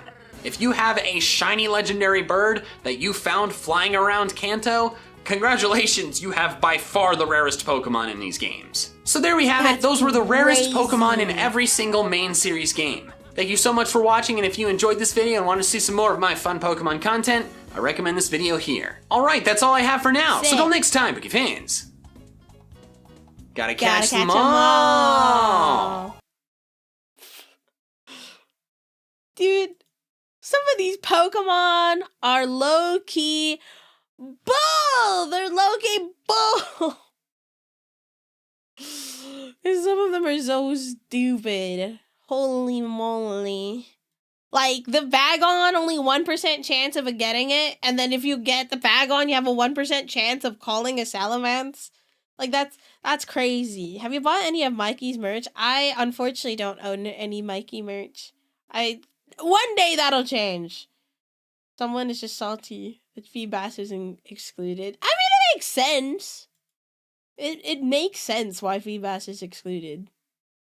It makes a lot of sense. Anyways, chat, I was gonna react to more videos, but I am getting a little tired. But I actually will be streaming in about 2 hours for the collab. So I'm probably gonna rest up, eat some food, and then I will be live again at 5:30 Pacific time. So I hope that is okay. But I will be back. I am going to go live again in about 2 hours with some yap with some wonderful friendos. So if you guys can please come by. You need some gamer subs? I have been sipping on gamer subs the entire stream. I've been sipping on gamer subs this entire time. Anyways, gamers, I will see you guys in about 2 hours-ish. Yeah, that sounds good. Anyways, I will see you guys in a little bit. Thank you guys for hanging out with me, and I'll see you later at 5:30 for some yap collabing. Alrighty, bye gamers.